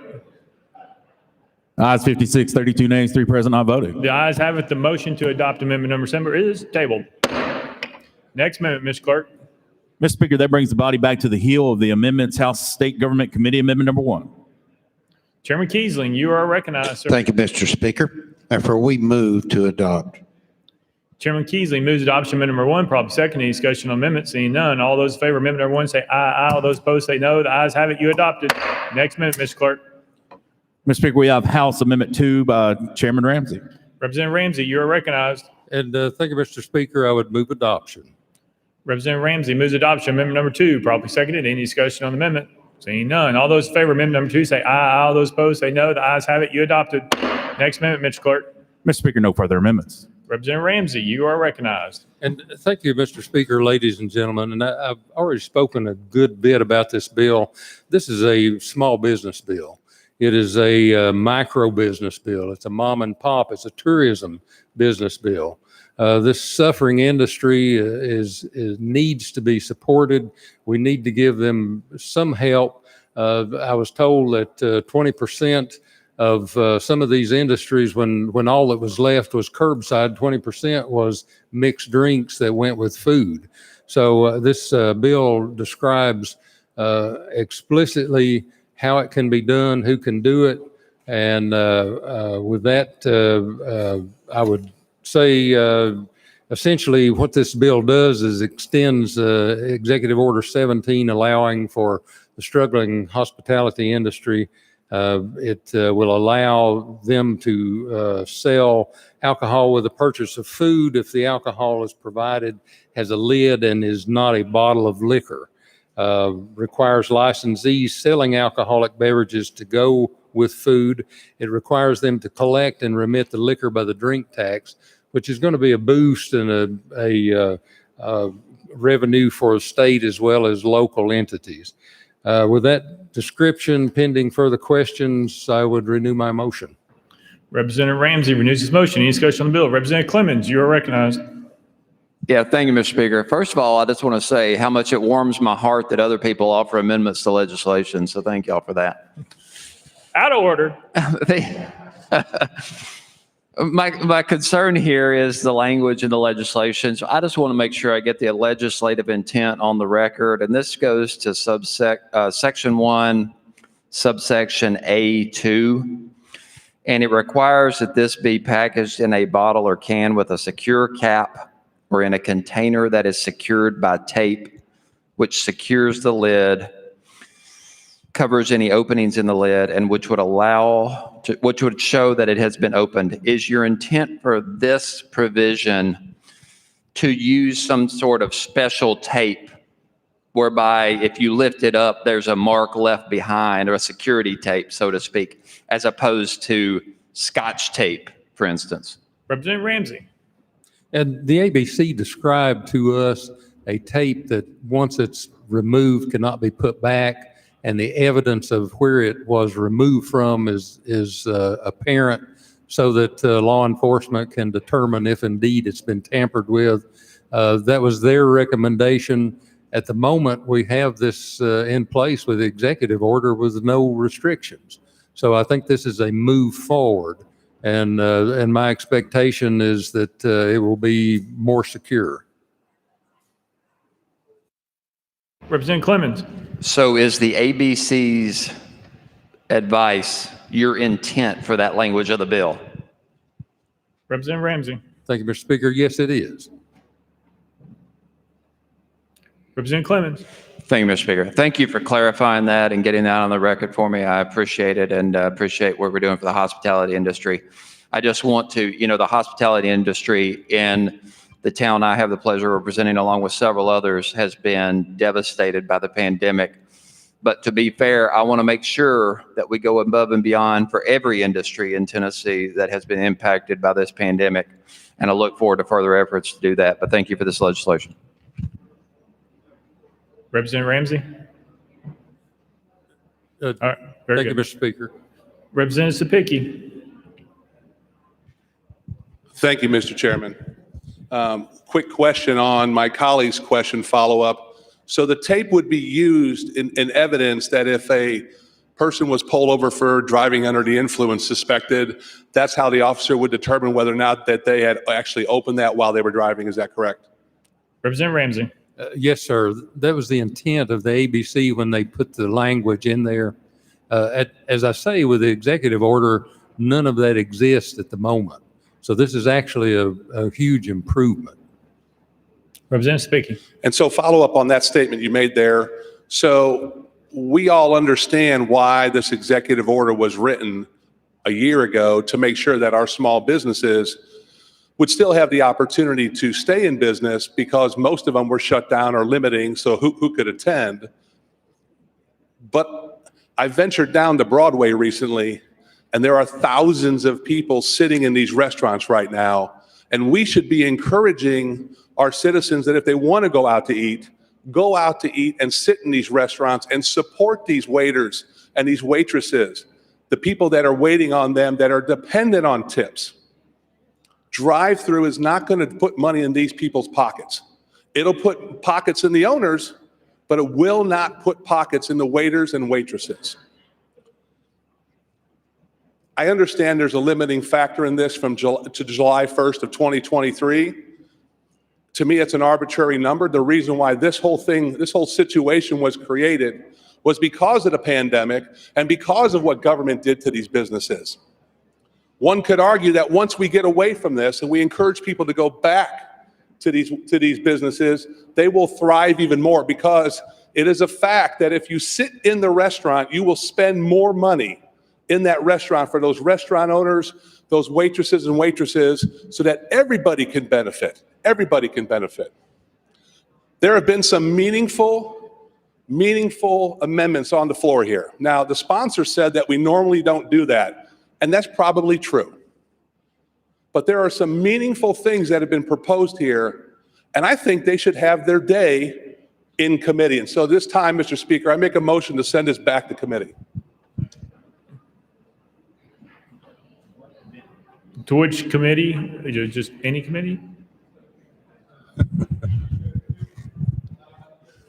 What? Representative Spicky. Well, I would try to send it back to education, but I don't think that'll happen. Yeah, I think you're correct in that. I believe it goes back to state government, Mr. Speaker. All right. You've heard the motion.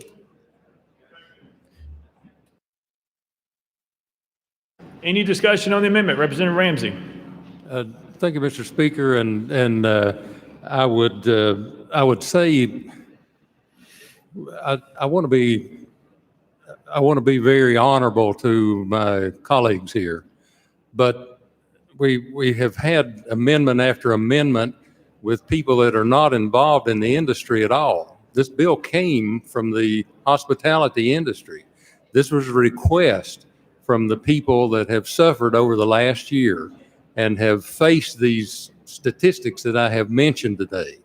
And so this is what they want. Of course, you're exactly right. This industry does not want people forever buying and taking out of their restaurant. They don't make the money that way.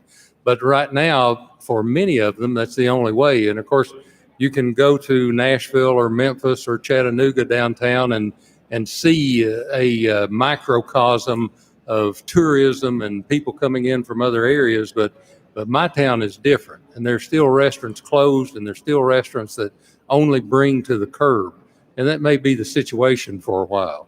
So with that statement and that understanding, I would move this motion to the table. All right. Proper motion, probably second. Parliamentary situation is Representative Sapicki has made a motion to re-refer the bill back to state government. Representative Ramsey has moved that motion to the table. That cuts off all debate except for that of the sponsor. Representative Sapicki, you are recognized. Thank you, Mr. Speaker.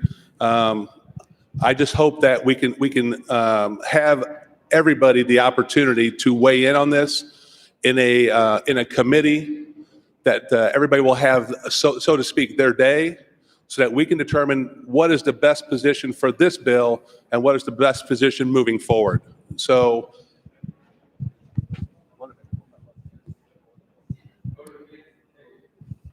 at this time, I'd ask you to oppose the tabling motion.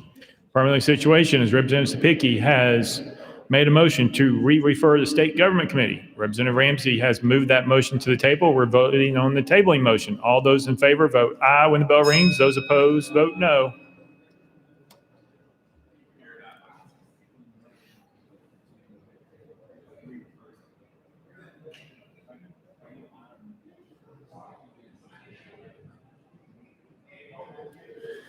Has every member voted? Does any member wish to change their vote? Mr. Clerk, please take the vote. Aye, 67, 20 nays, 4 present, not voting. The ayes have it. The motion to re-refer back to state government is tabled. Representative Holsley, you are recognized. Thank you, Mr. Speaker. I had one question. In this bill, a patron can go in and eat a meal and drink a half a bottle of wine and cork it and take it out to their car and leave. in my city and in most cities, there's an open container law, an ordinance in most cities. If a police officer pulled over that car and found that open container, they would write them a citation for an open container. If this bill passes, does that negate all those city ordinances for the next 2 years? Representative Ramsey. And thank you, Mr. Speaker, and thank you, Chairman Hulsey. We'd talked about this several times before, and I checked on it for you. The state law allows that practice to be in existence, and it has way before last March. We just passed here not long ago that allows Cracker Barrel to sell wine, and they can do the same process and have been able to. So I think maybe your city may have formed some sort of an ordinance that might have language that somehow reflects that state law, but it is under the state law. So your city should be able to do that under certain restrictions.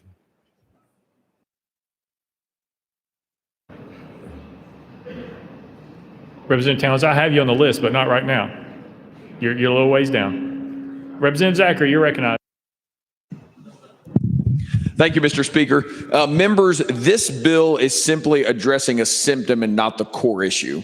We have the restaurant industry, and I have many restaurant owners in my district, has been crushed by this pandemic. Many restaurants in my district, my small district, are not going to reopen. In Knox County, many restaurants are not going to be open because government forced restaurants to close. Health directors and health boards still have restrictions in the metro areas on these restaurants. So if we want to help the restaurants, we can't help the restaurants by allowing them to sell liquor by the drink, which is a minimal impact on their bottom line. We need to move these blasted restrictions that are targeting these business owners, these small business owners at our restaurants, allow them to reopen completely. In Knox County, our health director has us limited at 50%. It is absolutely absurd. There is still a limit here in Davidson County.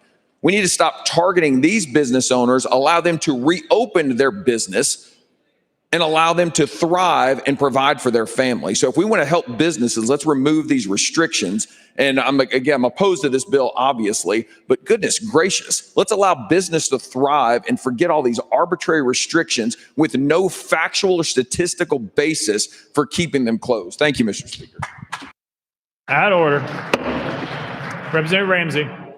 And thank you, Mr. Speaker, ladies and gentlemen. And with due respect to my colleagues here, I realize since last March, we have developed a lot of political attitudes and political responses to what has been transpiring from the governor's office, the president's office, and different requirements and policies that have come down.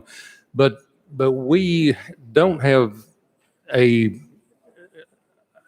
sort of initiative to stand on the necks of our small businesses to make this point. So I encourage you to make these points when you have a pulpit to do that, but not with this bill. We're talking about a bill that came from an industry that's hurting, and they look at this as municipalities have for years and years. How many programs have we passed for liquor by the drink and all sorts of resorts in different areas to give them a leg up on prosperity? And this is all that the hospitality industry is asking us today. We can move and we can espouse and project all of the political issues and try to move forward with those, but please separate that from this bill. This is a help bill for an industry that actually is the largest employer in the state. It's an industry that has more tax revenue than any other industry in the state. And so let's listen to their plea, listen to their request from their representatives, and move forward. Thank you very much. Representative Rudd, you're recognized. Yes, thank you, Mr. Speaker. Couple questions. All the policies that, for the most part, like teenagers delivering to the car, are still in place? Representative Ramsey. Representative Ramsey. Thank you, Mr. Speaker. Everything is in place. The owner of the property has to have a liquor by the drink license, which requires the employees that deal with alcoholic beverages to be certified by the state designated ABC training programs. So they can only, in those training programs, they're trained to only deliver a product either at the table or at curbside or wherever to the person that has the valid picture government ID. Representative Rudd. Does this also, we've been talking about restaurants, does this also apply to grocery store delivery to the curb? Representative Ramsey. And it's very interesting that you would mention that. We have passed just recently a law that allows grocery stores to deliver to the curb. There again, it's a requirement that they be of a specific age and be trained in verifying IDs at that point. And if you notice, when you go through the grocery store line, if you have an alcoholic beverage and the person is underage that's dispensing it to you or tallying your bill, that they have to leave the premises and allow somebody that's 21 or over to come and take care of that business. That's still in effect. And after this bill, in 2 years, after the requirement of it is gone and it sunsets, that will still exist in the grocery stores as it does now. Representative Rudd. You know, as most of the members know, I usually blue light alcohol bills because while I don't drink, it's a legal right. So I don't want to stand in people's way of a legal right. I vote on administrative bills, but I'll usually blue light because I just don't personally agree with it. I'm gonna have to vote no on this one, as I discussed with you yesterday. There's one big issue here, or really two. We're never gonna get over this COVID. If this COVID lasts 2 years, that this bill has allowed this practice to continue, we're going to be a third world country. Our economy will be dead. This won't save restaurants or anything. We need to get over this and get back to normal. As other people have said, we're already filling up restaurants. And when you get outside Memphis and Nashville and major metropolitan areas, we've been normal all along for the most part. And you get into rural areas and most of the suburban counties, I think it's a bad practice to continue this for 2 years because it's going to encourage the extension of other emergency powers and other things that really stifle the economy for the next 2 years. I think this needs to be for a very much shorter time span, like 6 months, and we renew it in January or something. It just 2 years is just too long and it's setting a bad precedent. But I'm going to have to vote no. Thank you. Representative Ramsey, anything? No, sir. Thank you. Representative Towns.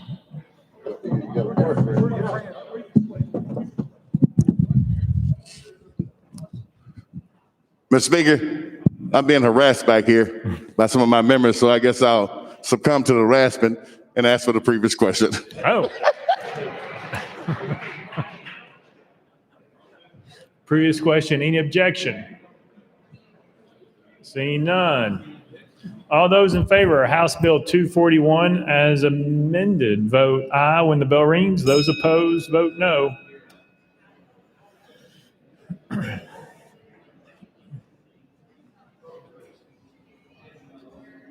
Has every member voted? Does any member wish to change their vote? Mr. Clerk, please take the vote.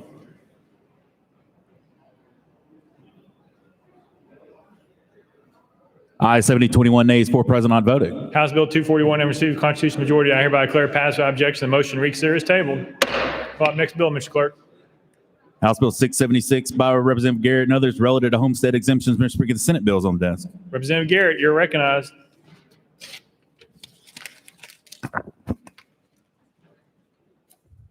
Thank you, Mr. Speaker. I move to substitute and conform to Senate Bill 0566. Representative Garrett moves to substitute and conform to Senate Bill 566. Probably second without objection. So ordered. Representative Garrett. Thank you, Mr. Speaker. I move passage of Senate Bill 0566 on third and final consideration. Representative Garrett moves passage of Senate Bill 566 on third and final consideration. Probably second. Mr. Clerk, call up First Amendment. House Civil Justice Committee Amendment number 1. Mr. Speaker, same as Senate Amendment number 1. Vice Chairman Jernigan, you are recognized. Thank you, Mr. Speaker. The same as Senate Amendment 1, move to withdraw. Without objection, amendment number 1 withdrawn. Next amendment, Mr. Clerk. Mr. Speaker, no further amendments. Representative Garrett, you're recognized. Thank you, Mr. Speaker. Members, this is not an alcohol-related bill, so hopefully you'll be relieved at that. This bill has been worked on and assisted with the Bankers Association along with the help of Farmers Credit. What it does is for about 40 years now, our homestead exemptions hovered around $5,000. This increases the homestead exemption for individuals to $35,000. It increases for jointly held property to $52,500. With that, Mr. Speaker, I'll be glad to answer any questions. Otherwise, I'll renew my motion. Representative Garrett renews his motion. Any discussion on the bill? Any objection to the question? Seeing none. All those in favor of Senate Bill 566, vote aye when the bell rings. Those opposed, vote no. Has every member cast their vote? Does any member wish to change their vote?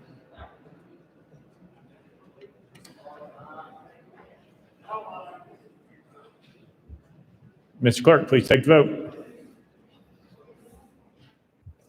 Ayes 88, no nays, one present, not voted. Senate Bill 566, having received constitutional majority, I hereby declare it passed without objection. The motion to reconsider is tabled. Call up next bill, Mr. Clerk. House Bill 1190 by Representative Garrett relative to real property. Representative Garrett, you're recognized. Mr. Speaker, if appropriate, I'd like to roll this to next Thursday's calendar, please. Without objection, roll to next Thursday's calendar. Call up next bill, Mr. Clerk.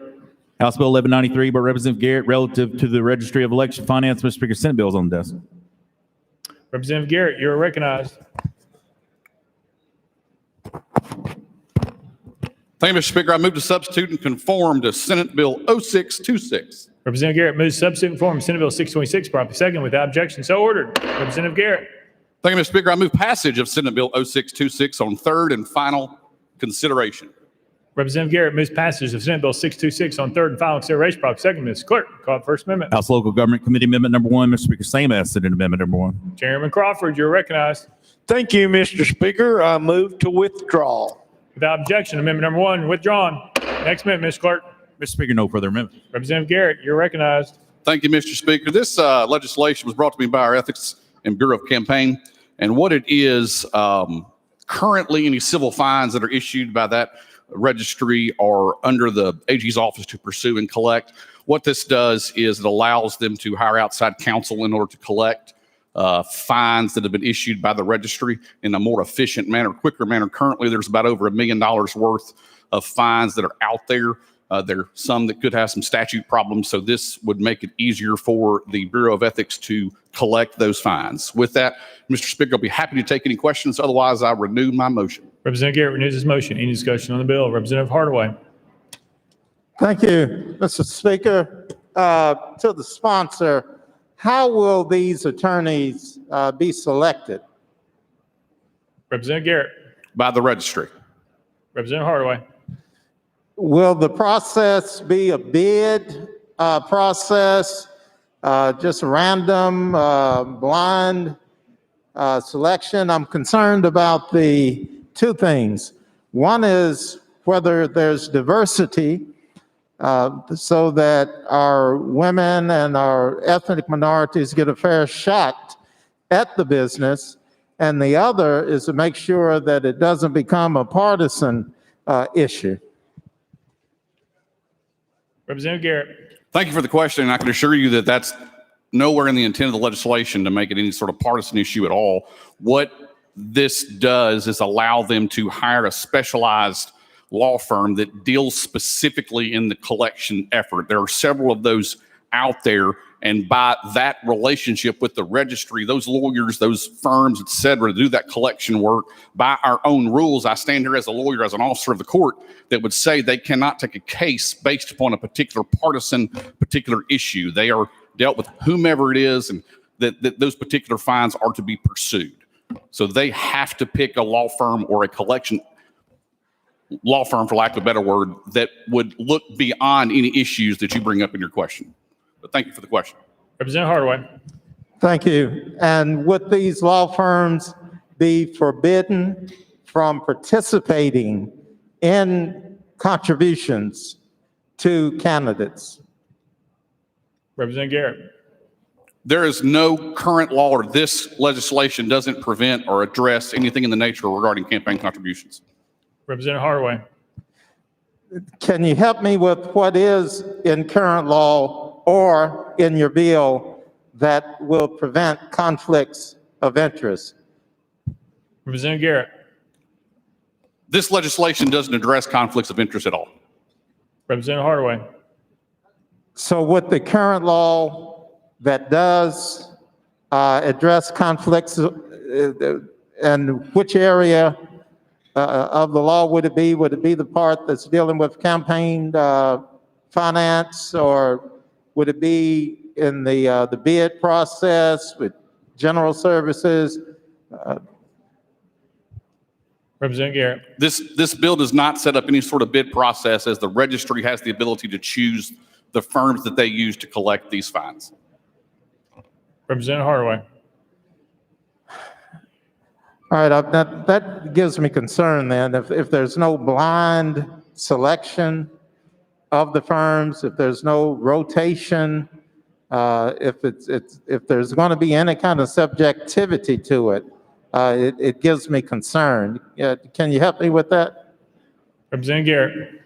This legislation is designed to be statewide, obviously. So if there's a case that the registry is pursuing that's in Memphis or Nashville or Knoxville or Jacksonville or Goodlettsville, where I'm from, Sumner County, wherever the case may be, there may be certain firms that appear in those courts that appear in Nashville that don't appear in Memphis. So you've got various different folks that could appear across our state to prosecute these cases. So there's no way to limit who the registry could hire, as long as they are a competent firm that does this specialized work in the collection world. And there's not an abundance of those type firms across the state that do that, but there are some that only appear in Western Tennessee. There's some that only appear in Middle.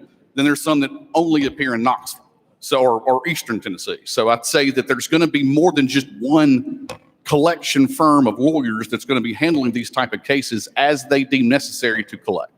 Representative Hardaway. Thank you, and I'm going to try to wrap it up. Am I correct in my assumption that your intent is that there is no favoritism or any kind of bias in selecting the firms, that if they qualify, they're likely to get a fair shot at the business?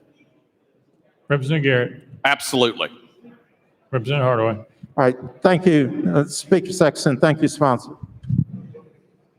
Representative Clemens. Thank you, Mr. Speaker. What is the problem with the Attorney General's office representing these cases in all the counties? Representative Garrett.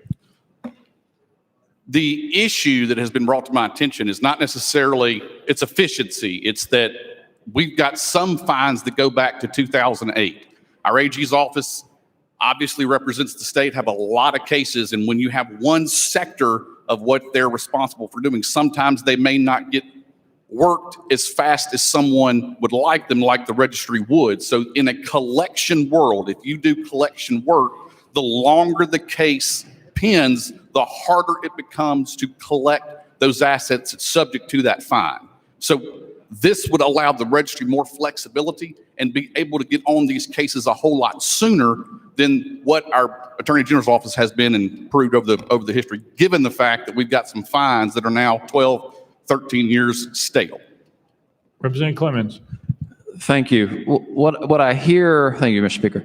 What I hear you saying is that the Attorney General Reporter's office is stretched thin over 95 counties. But earlier this year, we passed legislation to expand jurisdiction to all 95 counties in certain cases. And the Attorney General's office said there was nothing wrong with that. So I don't know why specifically in collections cases, we want to protect the efficiency and workload of the Attorney General's office, but in, say, constitutional or ALJ-related cases, we don't mind sending it to all 95 counties. So I'm trying to figure out the consistency from the AG standpoint. Representative Garrett. That sounds like a question you need to ask the AG's office. Representative Clemens. Well, I understand this to be in the interest of the AG's office and their concern. This was brought by the campaign of ethics or finance. But I suspect with the with the consent of the AG's office, but I'll move on. So my next question is, collections agencies, collections firms generally collect, they get paid based on the percentage of what they collect. So is this going to prevent or preclude or limit in any other ways settlements that are reached with the Department of Finance or Registry of Finance, because now we have a third-party monetary interest in that collection? Representative Garrett. No, it does not whatsoever. Representative Clemens. How is that? How is that guaranteed? If they're going to be paid based on a percentage of what they collect, how is that not going to have an impact on any settlement reached or any other aspect of this with that third-party monetary interest now? Representative Garrett. This does not impact the registry's ability to negotiate any fine they assess, whether there's more or less, whatever the fine is.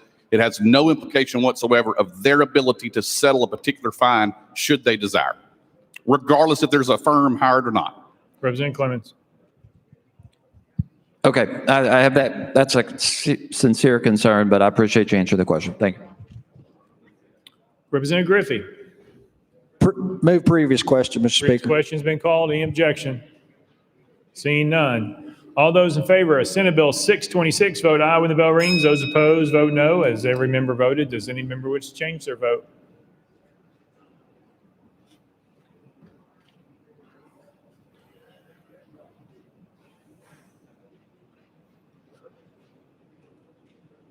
Mr. Clerk, please take the vote. Aye, 77, 11 ayes. Senate Bill 626, having received constitutional majority, I hereby declare passed without objection. The motion to reconsider is tabled. Call next bill, Mr. Clerk. House Bill 1195 by Representative Garrett and others relative to health care. Representative Garrett, you're recognized.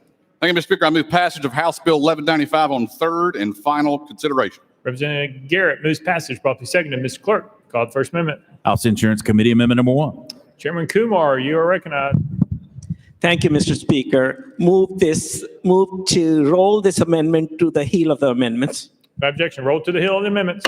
Next amendment, Mr. Clerk. House Amendment 2 by Representative Garrett. Mr. Speaker, was timely filed. Representative Garrett, you're recognized.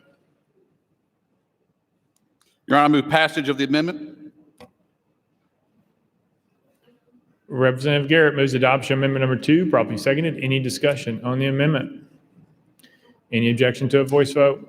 Seeing none. All those in favor of amendment number 2 say aye. Aye. All those opposed say no. The ayes have it. You adopt. Next amendment, Mr. Clerk. Mr. Speaker, that brings the House back to the heel of the amendments. House Insurance Committee Amendment number 1. Chairman Kumar, you are recognized. Thank you, Mr. Speaker. The amendment that we just adopted contains the intent of House Amendment number 1. Move to withdraw. Without objection, amendment number 1 withdrawn. Next amendment, Mr. Clerk. Mr. Speaker, no further amendments. Representative Garrett, you're recognized. Thank you, Mr. Speaker. Members, House Bill 1195 as amended actually happened to me in the last quarter of 2020. I needed to get an MRI with my doctor. And as you all know, if you get an MRI or some sort of diagnostic test, you're supposed to get a pre-authorization. And what had happened to me over 60 days, I rescheduled this thing 3 or 4 times and had no idea that my insurance company had requested additional information from my provider. And so I didn't know any of this until they actually denied my claim. And I said, well, why in the world did you not tell me that y'all were asking for more information from my doctor? I might have been able to call my doctor and let them know, hey, give them the information you requested. Insurance company said, because we're not required to. And I said, well, hopefully you will be now. So what this bill does is that it puts in, if the insurance company asks for additional information in a pre-authorization setting, they at least have to copy the patient, so the patient knows that there's been that request. So hopefully they can assist the insurance company in paying a claim. So with that, Mr. Speaker, I'll be happy to answer your questions. Otherwise, I will renew my motion. Representative Garrett renews his motion. Any discussion on the bill? Representative Curcio, you're recognized. Thank you, Mr. Speaker, and thank you, sponsor, for bringing this legislation. I think this is very, very good common sense legislation. Oftentimes, I'll be working with a client. I'll get a call at 5:30 in the morning because they've had a scheduled surgery, and there's been some unresolved issue between the payer and the provider. And oftentimes, these clients, they know their doctor, they're friends with their doctor, they go to church with their doctor. All they had to do was shoot them a text message and say, hey, did you get that question from the insurance company? I think this makes perfect common sense. So thank you very much for bringing this legislation. Representative Miller, you're recognized. Thank you, Mr. Speaker. Sponsor yield. Representative Garrett. Of course. And thank you. Is it any way that we can make this retro and take it back to a couple of years? Representative Garrett. I wish we could at least to the last quarter of 2020. Representative Miller. Thank you. Any further discussion? Seeing none. Any objection to the question? Seeing none. All those in favor of House Bill 1195 as amended, vote aye when the bell rings. Those opposed, vote no. Has every member voted? Does any member wish to change their vote?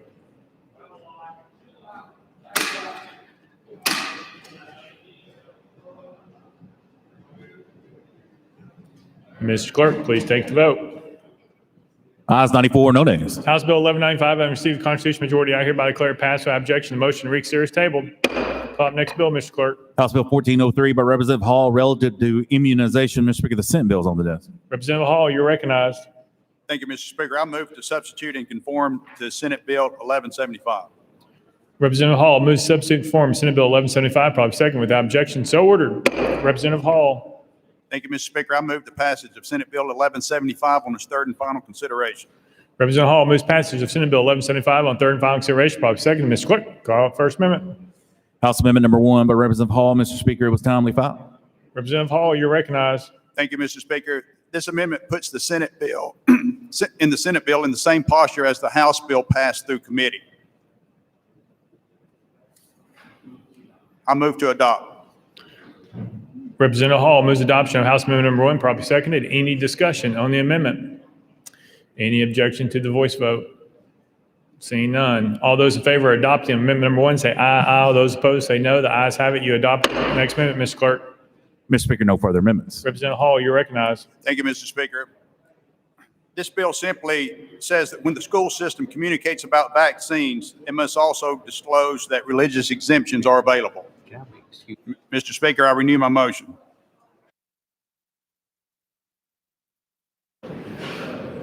Representative Hall renews his motion. Any discussion on the bill? Any objection to the question? Seeing none. All those in favor of Senate Bill 1175 as amended, vote aye when the bell rings. Those opposed, vote no. Has every member cast their vote? Does any member wish to change their vote?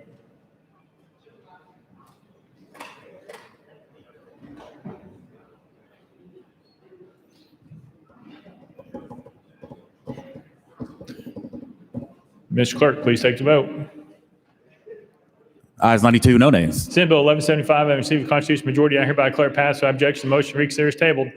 Let journal reflect. Representative Sherrill is excused. Call up next bill, Mr. Clerk. House Bill 1305 by Chairman White relative to open enrollment. Mr. Speaker, the Senate bill is on the desk. Chairman White, you're recognized. Thank you, Mr. Speaker. I'm waiting on an amendment to catch up with this piece of legislation, so I'd like to roll to Monday's calendar. Without objection, roll to Monday's calendar. Call up next bill, Mr. Clerk. House Bill 755 by Chairman White and others relative to textbooks. Mr. Speaker, the Senate bill is on the desk. Chairman White, you're recognized. Thank you, Mr. Speaker. I move passage of Senate Bill 630. Substitute conform. Need to substitute to conform to Senate Bill 630. Chairman White moves substitute form Senate Bill 630, properly seconded without objection. So ordered. Chairman White, you're recognized. Thank you, Mr. Speaker. I move passage of Senate Bill 630 on third and final consideration. Chairman White moves passage of Senate Bill 630 on third and final consideration. Properly seconded. Mr. Clerk, call up First Amendment. House Education and Instruction Committee Amendment number 1. Chair Lady Moody, you are recognized. Thank you, Mr. Speaker. Move to adopt. Chair Lady Moody moves to adopt House Amendment number 1, properly seconded. Any discussion on the amendment? Seeing none. All those in favor of adoption of House Amendment number 1 say aye. Aye. All those opposed say no. The ayes have it. You adopted. Next amendment, Mr. Clerk. Mr. Speaker, no further amendments. Chairman White, you are recognized. Thank you, Mr. Speaker. Apologize. I got ahead of myself. Members, what this bill does before us, the Tennessee General Assembly has stated that all textbooks and instructional materials used by our local school districts must be aligned to our Tennessee standards. Our textbooks are, however, on a 6-year cycle of evaluation. So sometimes there comes up with an LEA has to request a waiver. What this bill does set forth a process on how our state board may process these waiver requests. This bill gives clarifying language on how the process will occur with our state board in granting these waivers, and it also aligns the enactment dates between a previously passed bill that we did in special session and this legislation. And with that, Mr. Speaker, I renew my motion. Chairman White renews his motion. Any discussion on the bill? Representative Hardaway. Thank you, Mr. Speaker. How does your bill impact charter schools, sir? Public charter schools? Chairman White. In no particular way. This is just about how our LEAs can address the state board and asking for curriculum waivers. Representative Hardaway. Thank you. And the waivers that the LEAs would request, would those impact charter schools? Chairman White. Thank you, Mr. Speaker. Charter schools or public schools? Yes, sir. Representative Hardaway. Thank you, Speaker Sexton. Thank you, sponsor. Representative Johnson of Knox. Thank you, Mr. Speaker.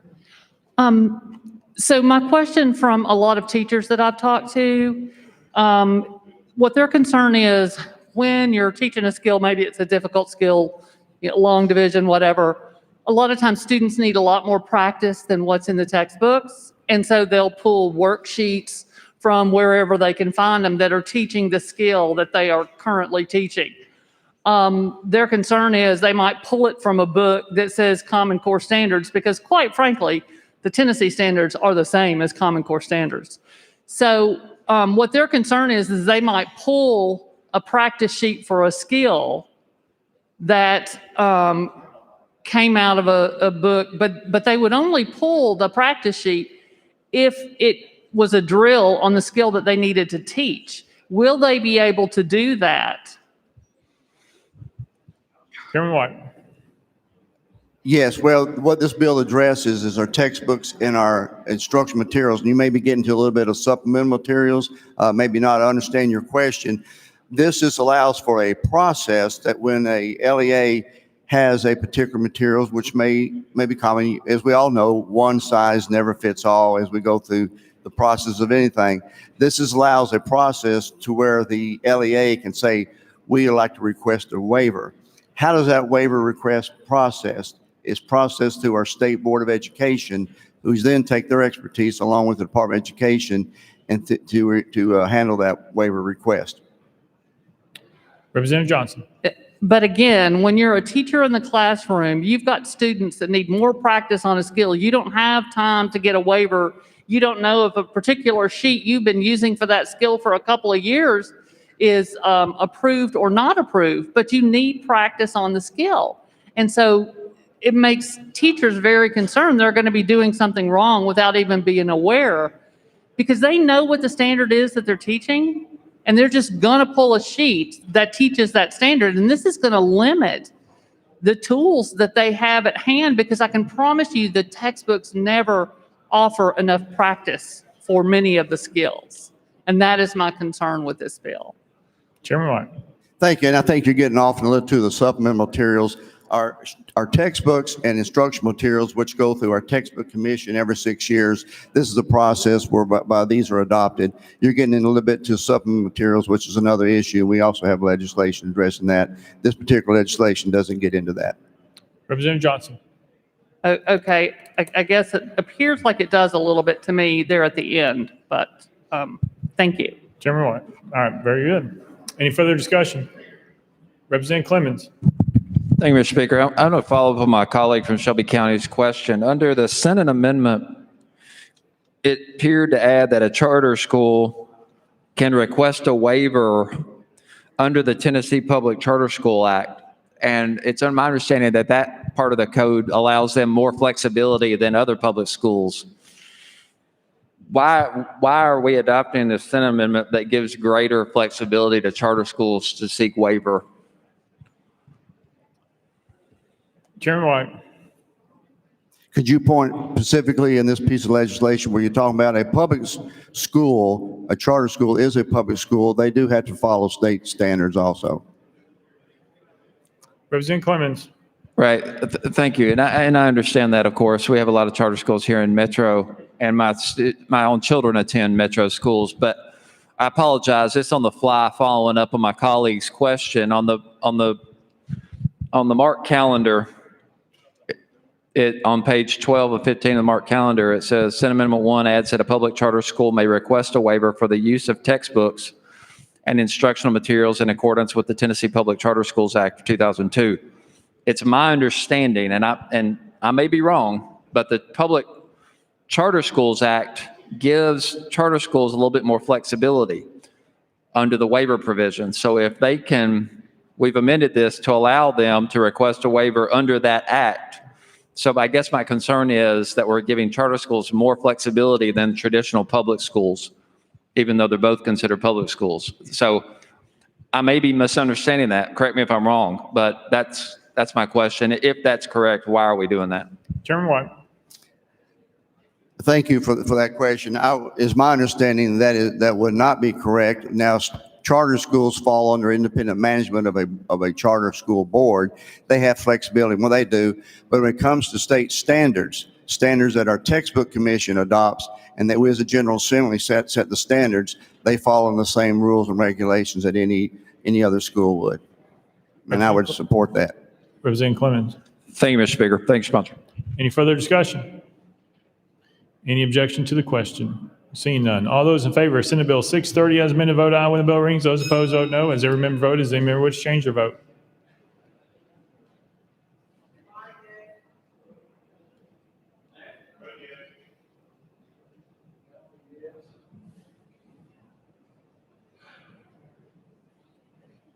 Mr. Clerk, please take the vote. Ayes 72, 19 nays. Senate Bill 630, having received a constitutional majority, I hereby declare passed without objection. The motion to reconsider is tabled. Call up next bill, Mr. Clerk. House Bill 1171 by Chairman Terry. Chairman Terry, you're recognized. Thank you, Mr. Speaker. I move to roll House Bill 1171 one week to next Wednesday, April 28th, regular calendar. Without objection, roll 1 week to Wednesday's calendar. Next bill, Mr. Clerk. House Bill 1312 by Chairman Terry, relative to photographs of minors. Mr. Speaker, the Senate bill is on the desk. Chairman Terry, you're recognized. Thank you, Mr. Speaker. I move to substitute and conform to Senate Bill 1285. Chairman Terry moves substitute conform to Senate Bill 1285, probably second without objection. So ordered. Chairman Terry. Thank you, Mr. Speaker. I move passage of Senate Bill 1285 on third and final consideration. Chairman Terry moves passage of Senate Bill 1285 on third and final consideration, probably second. Mr. Clerk, call the first amendment. House Criminal Justice Committee Amendment Number 1. Mr. Speaker, same as Senate Amendment Number 1. Chairman Kershaw, you're recognized. Thank you, Mr. Speaker. House Criminal Justice Committee Amendment Number 1 is in the Senate bill. Move to withdraw. Without objection, amendment number 1 withdrawn. Next amendment, Mr. Clerk. Mr. Speaker, no further amendments. Chairman Terry, you're recognized. Thank you, Mr. Speaker. This bill amends the confidential records sections of our code to add that photographic evidence or video evidence of minors in a fatal motor vehicle accident that depicts a deceased minor victim at the scene of the accident shall be treated as confidential and shall not be open for inspection by members of the public unless the custodial parent or legal guardian waives the confidentiality. The bill does not restrict the application of Rule 16 of the Tennessee Rules of Criminal Procedures. Move to adopt. Chairman Terry renews his motion. Any discussion on the bill? Any objection to the question? Seeing none. All those in favor of Senate Bill 1285, vote aye when the bell rings. Those opposed, vote no. As every member casts their vote, any member wish to change their vote. Stewart, aye. Terry, aye. Hodges, aye.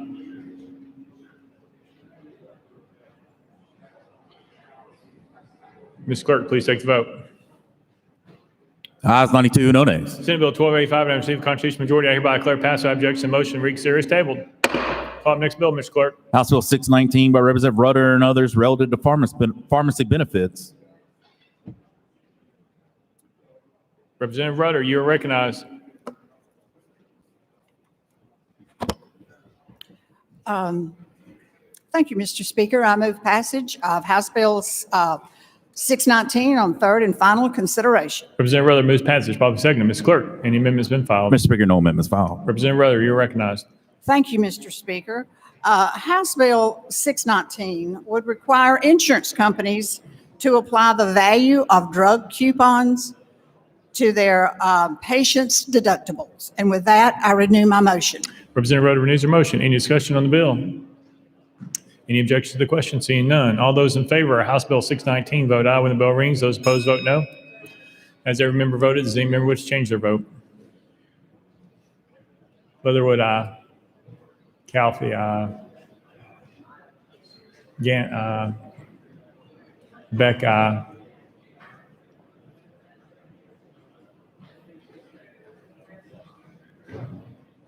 Ms. Clerk, please take the vote. Garrett, aye. Ms. Clerk, please take the vote. Ayes 91, no nays. House Bill 619, having received a constitutional majority, I hereby declare passed without objection. The motion to reconsider is tabled. Call up next bill, Ms. Clerk. Mr. Speaker, that completes the regular calendar. Next order. Mr. Speaker, the House has a message calendar. Call up first message, Mr. Clerk. House Bill 570 by Chairman Reagan relative to administrative procedure. Mr. Speaker, on April 14, 2021, the Senate substituted House Bill 570 for Senate Bill 1086, adopted Amendment 1 and reset House Bill 570 as amended on April 15, 2021. The Senate further considered House Bill 570, adopted Amendment 2, and passed House Bill 570 as amended. Chairman Reagan, you're recognized. Thank you, Mr. Speaker. I move to adopt Amendment 1 and non-concur in Senate Amendment Number 2. And for the benefit of some of my colleagues, I did bring my notes this time. Senate Amendment Number 1 takes what this House passed and breaks it up. It actually, I hate to say this, but it actually improves the bill a little bit by requiring that the entities that were stayed reappear after 75 days and the stay can be renewed by either chamber, that's House or Senate. Senate Amendment Number 2, which I have non-concurred in, requires that both the House and the Senate agree on a second stay. That is not the way we do business now. Therefore, I reject the amendment. With that, Mr. Speaker, I move to concur in Senate Amendment 1. I'm sorry, I just got told I need to non-concur in Senate Amendment Number 2. Without objection, we non-concur. Chairman Reagan, you're recognized. Thank you, Mr. Speaker. I move to concur in Senate Amendment Number 1. Chairman Reagan moves to concur in Senate Amendment Number 1. Probably second. Discussion on the amendment. Any objection to the call of the question? Seeing none. All those in favor of Senate Amendment Number 1, vote aye when the bell rings. Those opposed, vote no. Has every member voted? Does any member wish to change their vote?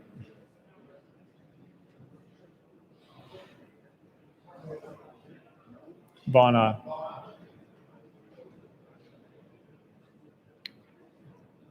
Ms. Clerk, please take the vote. Ayes 75, 13 nays. Senate Amendment Number 1, having received constitutional majority, I hereby it concurred in. Without objection, the motion to reconsider is tabled. Next message, Mr. Clerk.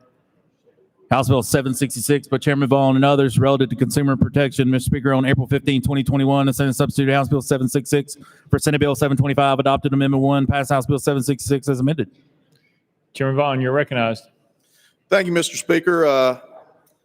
Our good friends across the way amended our bill to take care of some typos, as well as they wanted it to more precisely align with new requirements on consumer notification that are already in existing code.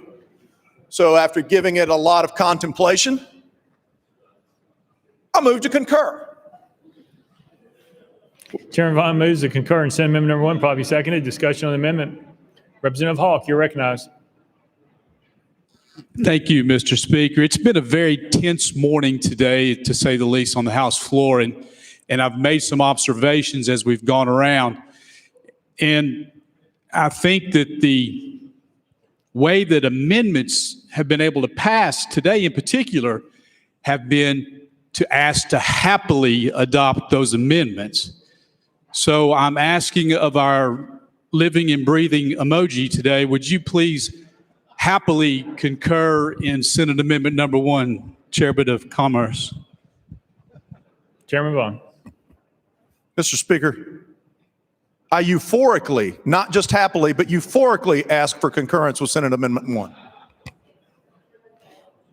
Representative Hawk. Thank you, Mr. Speaker. You just made my day. Any objection to the question? I expect everybody to vote euphorically as well. All those in favor of Senate Amendment Number 1, vote aye when the bell rings. Those opposed, vote no. Has every member voted? Does any member wish to change their vote?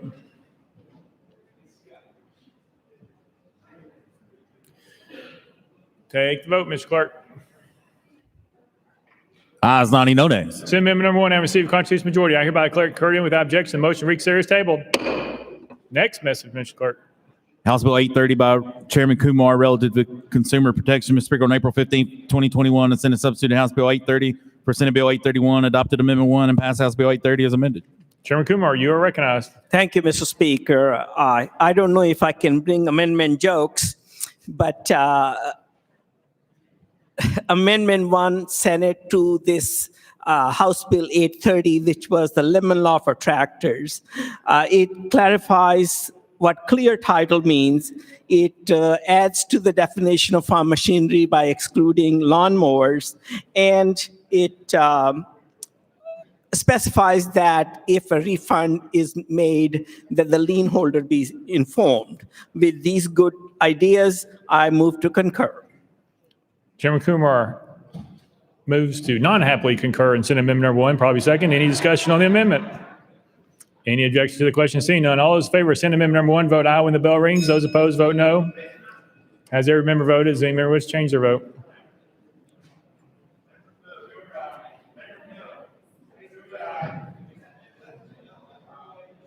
Sparks, aye. Ms. Clerk, please take the vote. Ayes 90, no nays. Senate Amendment number 1, having received constitutional majority, I hereby declare it concurred in without objection. The motion to reconsider is tabled. Next order, Mr. Clerk. Unfinished business. Unfinished business. Representative Littleton, you're recognized. Thank you, Mr. Speaker. I move that HJR 417 be placed on Wednesday's calendar, please. Without objection, so ordered. Representative Mitchell, you're recognized. Yeah, thank you, Mr. Speaker. I move for immediate introduction and consideration of HJR 479. Mr. Clerk, please read the caption. House Joint Resolution 479 by Representative Mitchell, a resolution to honor Jalen H. upon being named 2021 Youth of the Year by Boys and Girls Clubs of Middle Tennessee. You've heard the caption. Any objections? Without objection, the rules are suspended. Representative Mitchell. I move adoption of HJR 479.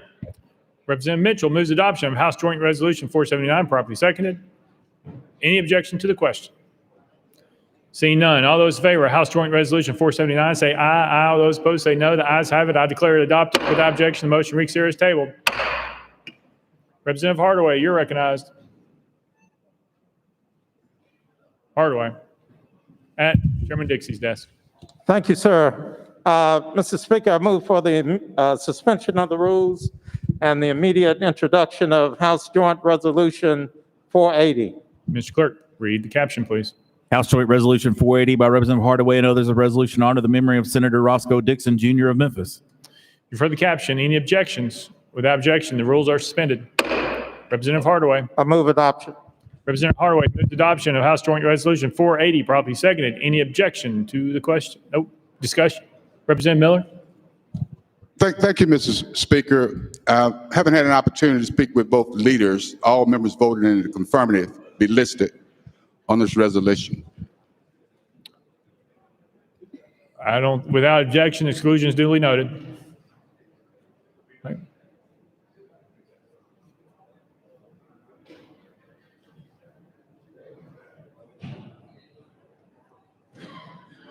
Without objection, exclusions duly noted. So ordered. Any objection to the question? Seeing none, all those in favor of House Joint Resolution 480 say aye. Aye. All those opposed say no. The ayes have it. I hereby declare it adopted. Without objection, the motion to reconsider is tabled. Leader Lamberth, you're recognized. Thank you, Mr. Speaker. I move that House Bill 1304 be re-referred to Education Administration Committee. For the motion, any objection? Without objection, so ordered. Leader Lamberth. Thank you, Mr. Speaker. I move that House Bill 752 be heard in the Finance Subcommittee this week. You've heard the motion. Any objections? Without objection, so ordered. Mr. Clerk. Mr. Speaker, we have a message from the Senate. Mr. Speaker, I'm directed to return to the House House Bill 1609, substitute for Senate Bill on same subject amendment and passed by the Senate. Thursday's message calendar. Mr. Clerk. Mr. Speaker, we have a message from the Senate. Mr. Speaker, I'm directed to return to the House House Bill 235, substitute for Senate Bill on same subject amendment and passed by the Senate. Thursday's message calendar. Next order, Mr. Clerk. Announcements. Announcements. Chairman Faison. Thank you, Mr. Speaker. And members, could I have your attention just for a minute? I have something important I want to share with you. Yesterday, I called our friend and colleague, Judge Carter, and he's struggling. As a matter of fact, he told me that they've called in comfort care for him. And I don't know how many of y'all have enjoyed conversation with him and appreciated his wit, his humor, his love, his respect for this institution. And in my opinion, he's one of the better guys that we've got to serve with. And it mattered greatly to Tennessee, and it mattered to this chamber that he served here. And so, Mr. Speaker, just with your indulgence, just a moment of silence on behalf of him, and maybe you could, members, if you think about it, send an email, encouragement, text, something to his wife, Joan. I spoke with her today, and she's obviously struggling. His children are struggling. This is a tough time for them. So I just want to make sure all the members are aware of what's going on there. And as you move through the next days or two, pray for them.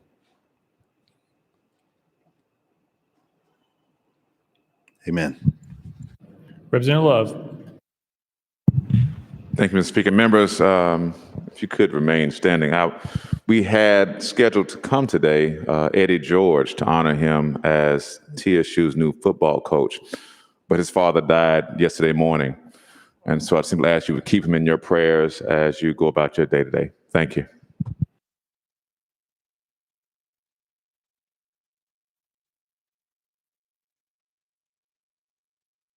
Thank you, Representative. Yep. Thank you. Chairman Reagan. Thank you, Mr. Speaker. Members, I will be making this announcement again tomorrow, but I'm making it today because of the shortened time spans that we have. The Joint Government Operations Rule Review Committee meets on Monday, 26 April 21. That's next Monday in House Hearing Room 1. I make this announcement because any amendments or scheduled speakers must be made before close of business on Friday. If you wish to address the committee, please get your name in by close of business Friday. Thank you. Thank you. Representative Parkinson.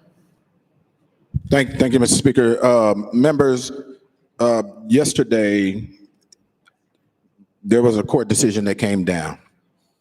In my estimation, this is no reason for a celebration in America. An individual lost his life. A jury convicted a member of law enforcement. And I would rather, as I'm sure the family of George Floyd would rather, that George Floyd would still be here. You know, but it is an indication that there's still a lot of work to do. And I hope that we'll look at this situation as a small step in the healing of our country and some reconciliation taking place. There's nothing to celebrate here. There's nothing good about an individual being convicted of murder. There's nothing good about a member of our law enforcement community being convicted of murder. There's nothing good about a family losing a family member. This is hurtful. This is hurtful to that family. This is hurtful to their community. You hear a lot of people saying justice was served. It's not, unless you can bring that family member back to life, justice hasn't been served. It's an ugly, ugly reminder of the cancer that unfortunately plagues our country, that we love.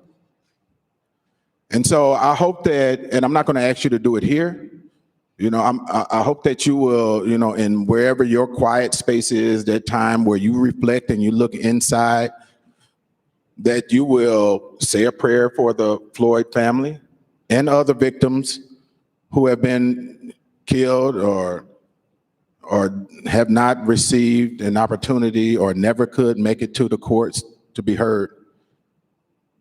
And I hope that you'll also, in that same space, pray for us as individuals, as legislators who make the rules and policies, and please pray for our country, because we cannot continue in the same direction, same manner that we've been doing in previous years and thrive. Thank you, Mr. Speaker. Thank you, members. Representative Hicks. Thank you, Mr. Speaker. Members, when we adjourned this morning, Finance, Ways and Means Subcommittee will go into session. We will be going until 2 o'clock today. So if you have a bill on our calendar, please be sure to pay attention and hang around. Thank you. Representative Kumar. Thank you, Mr. Speaker. Members, the Insurance Committee, having completed the people's business, is closed for the year, subject to the call of the chair. Thank you. Representative Crawford. Thank you, Mr. Speaker. Members, a reminder that the final calendar for Local Government Committee will be heard April 27th, 2021. The deadline for bills to be put on notice to be heard this year is today at 3:30 at my office. Any further announcements? Next order, Mr. Clerk. Roll call. Roll call.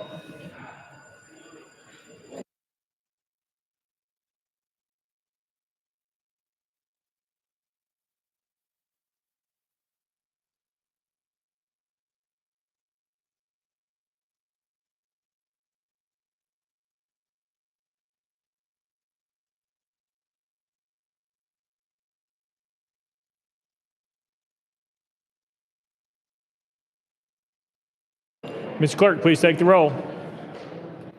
Mr. Speaker, 92 members present. Next order, Mr. Clerk. That completes the regular order, Mr. Speaker. Leader Gant, you're recognized. Thank you, Mr. Speaker. I move that the House stand in recess until 9 a.m. on Thursday, April 22nd, 2021. Without objection, the House stands in recess till 9 a.m. on Thursday, April 22nd, 2021.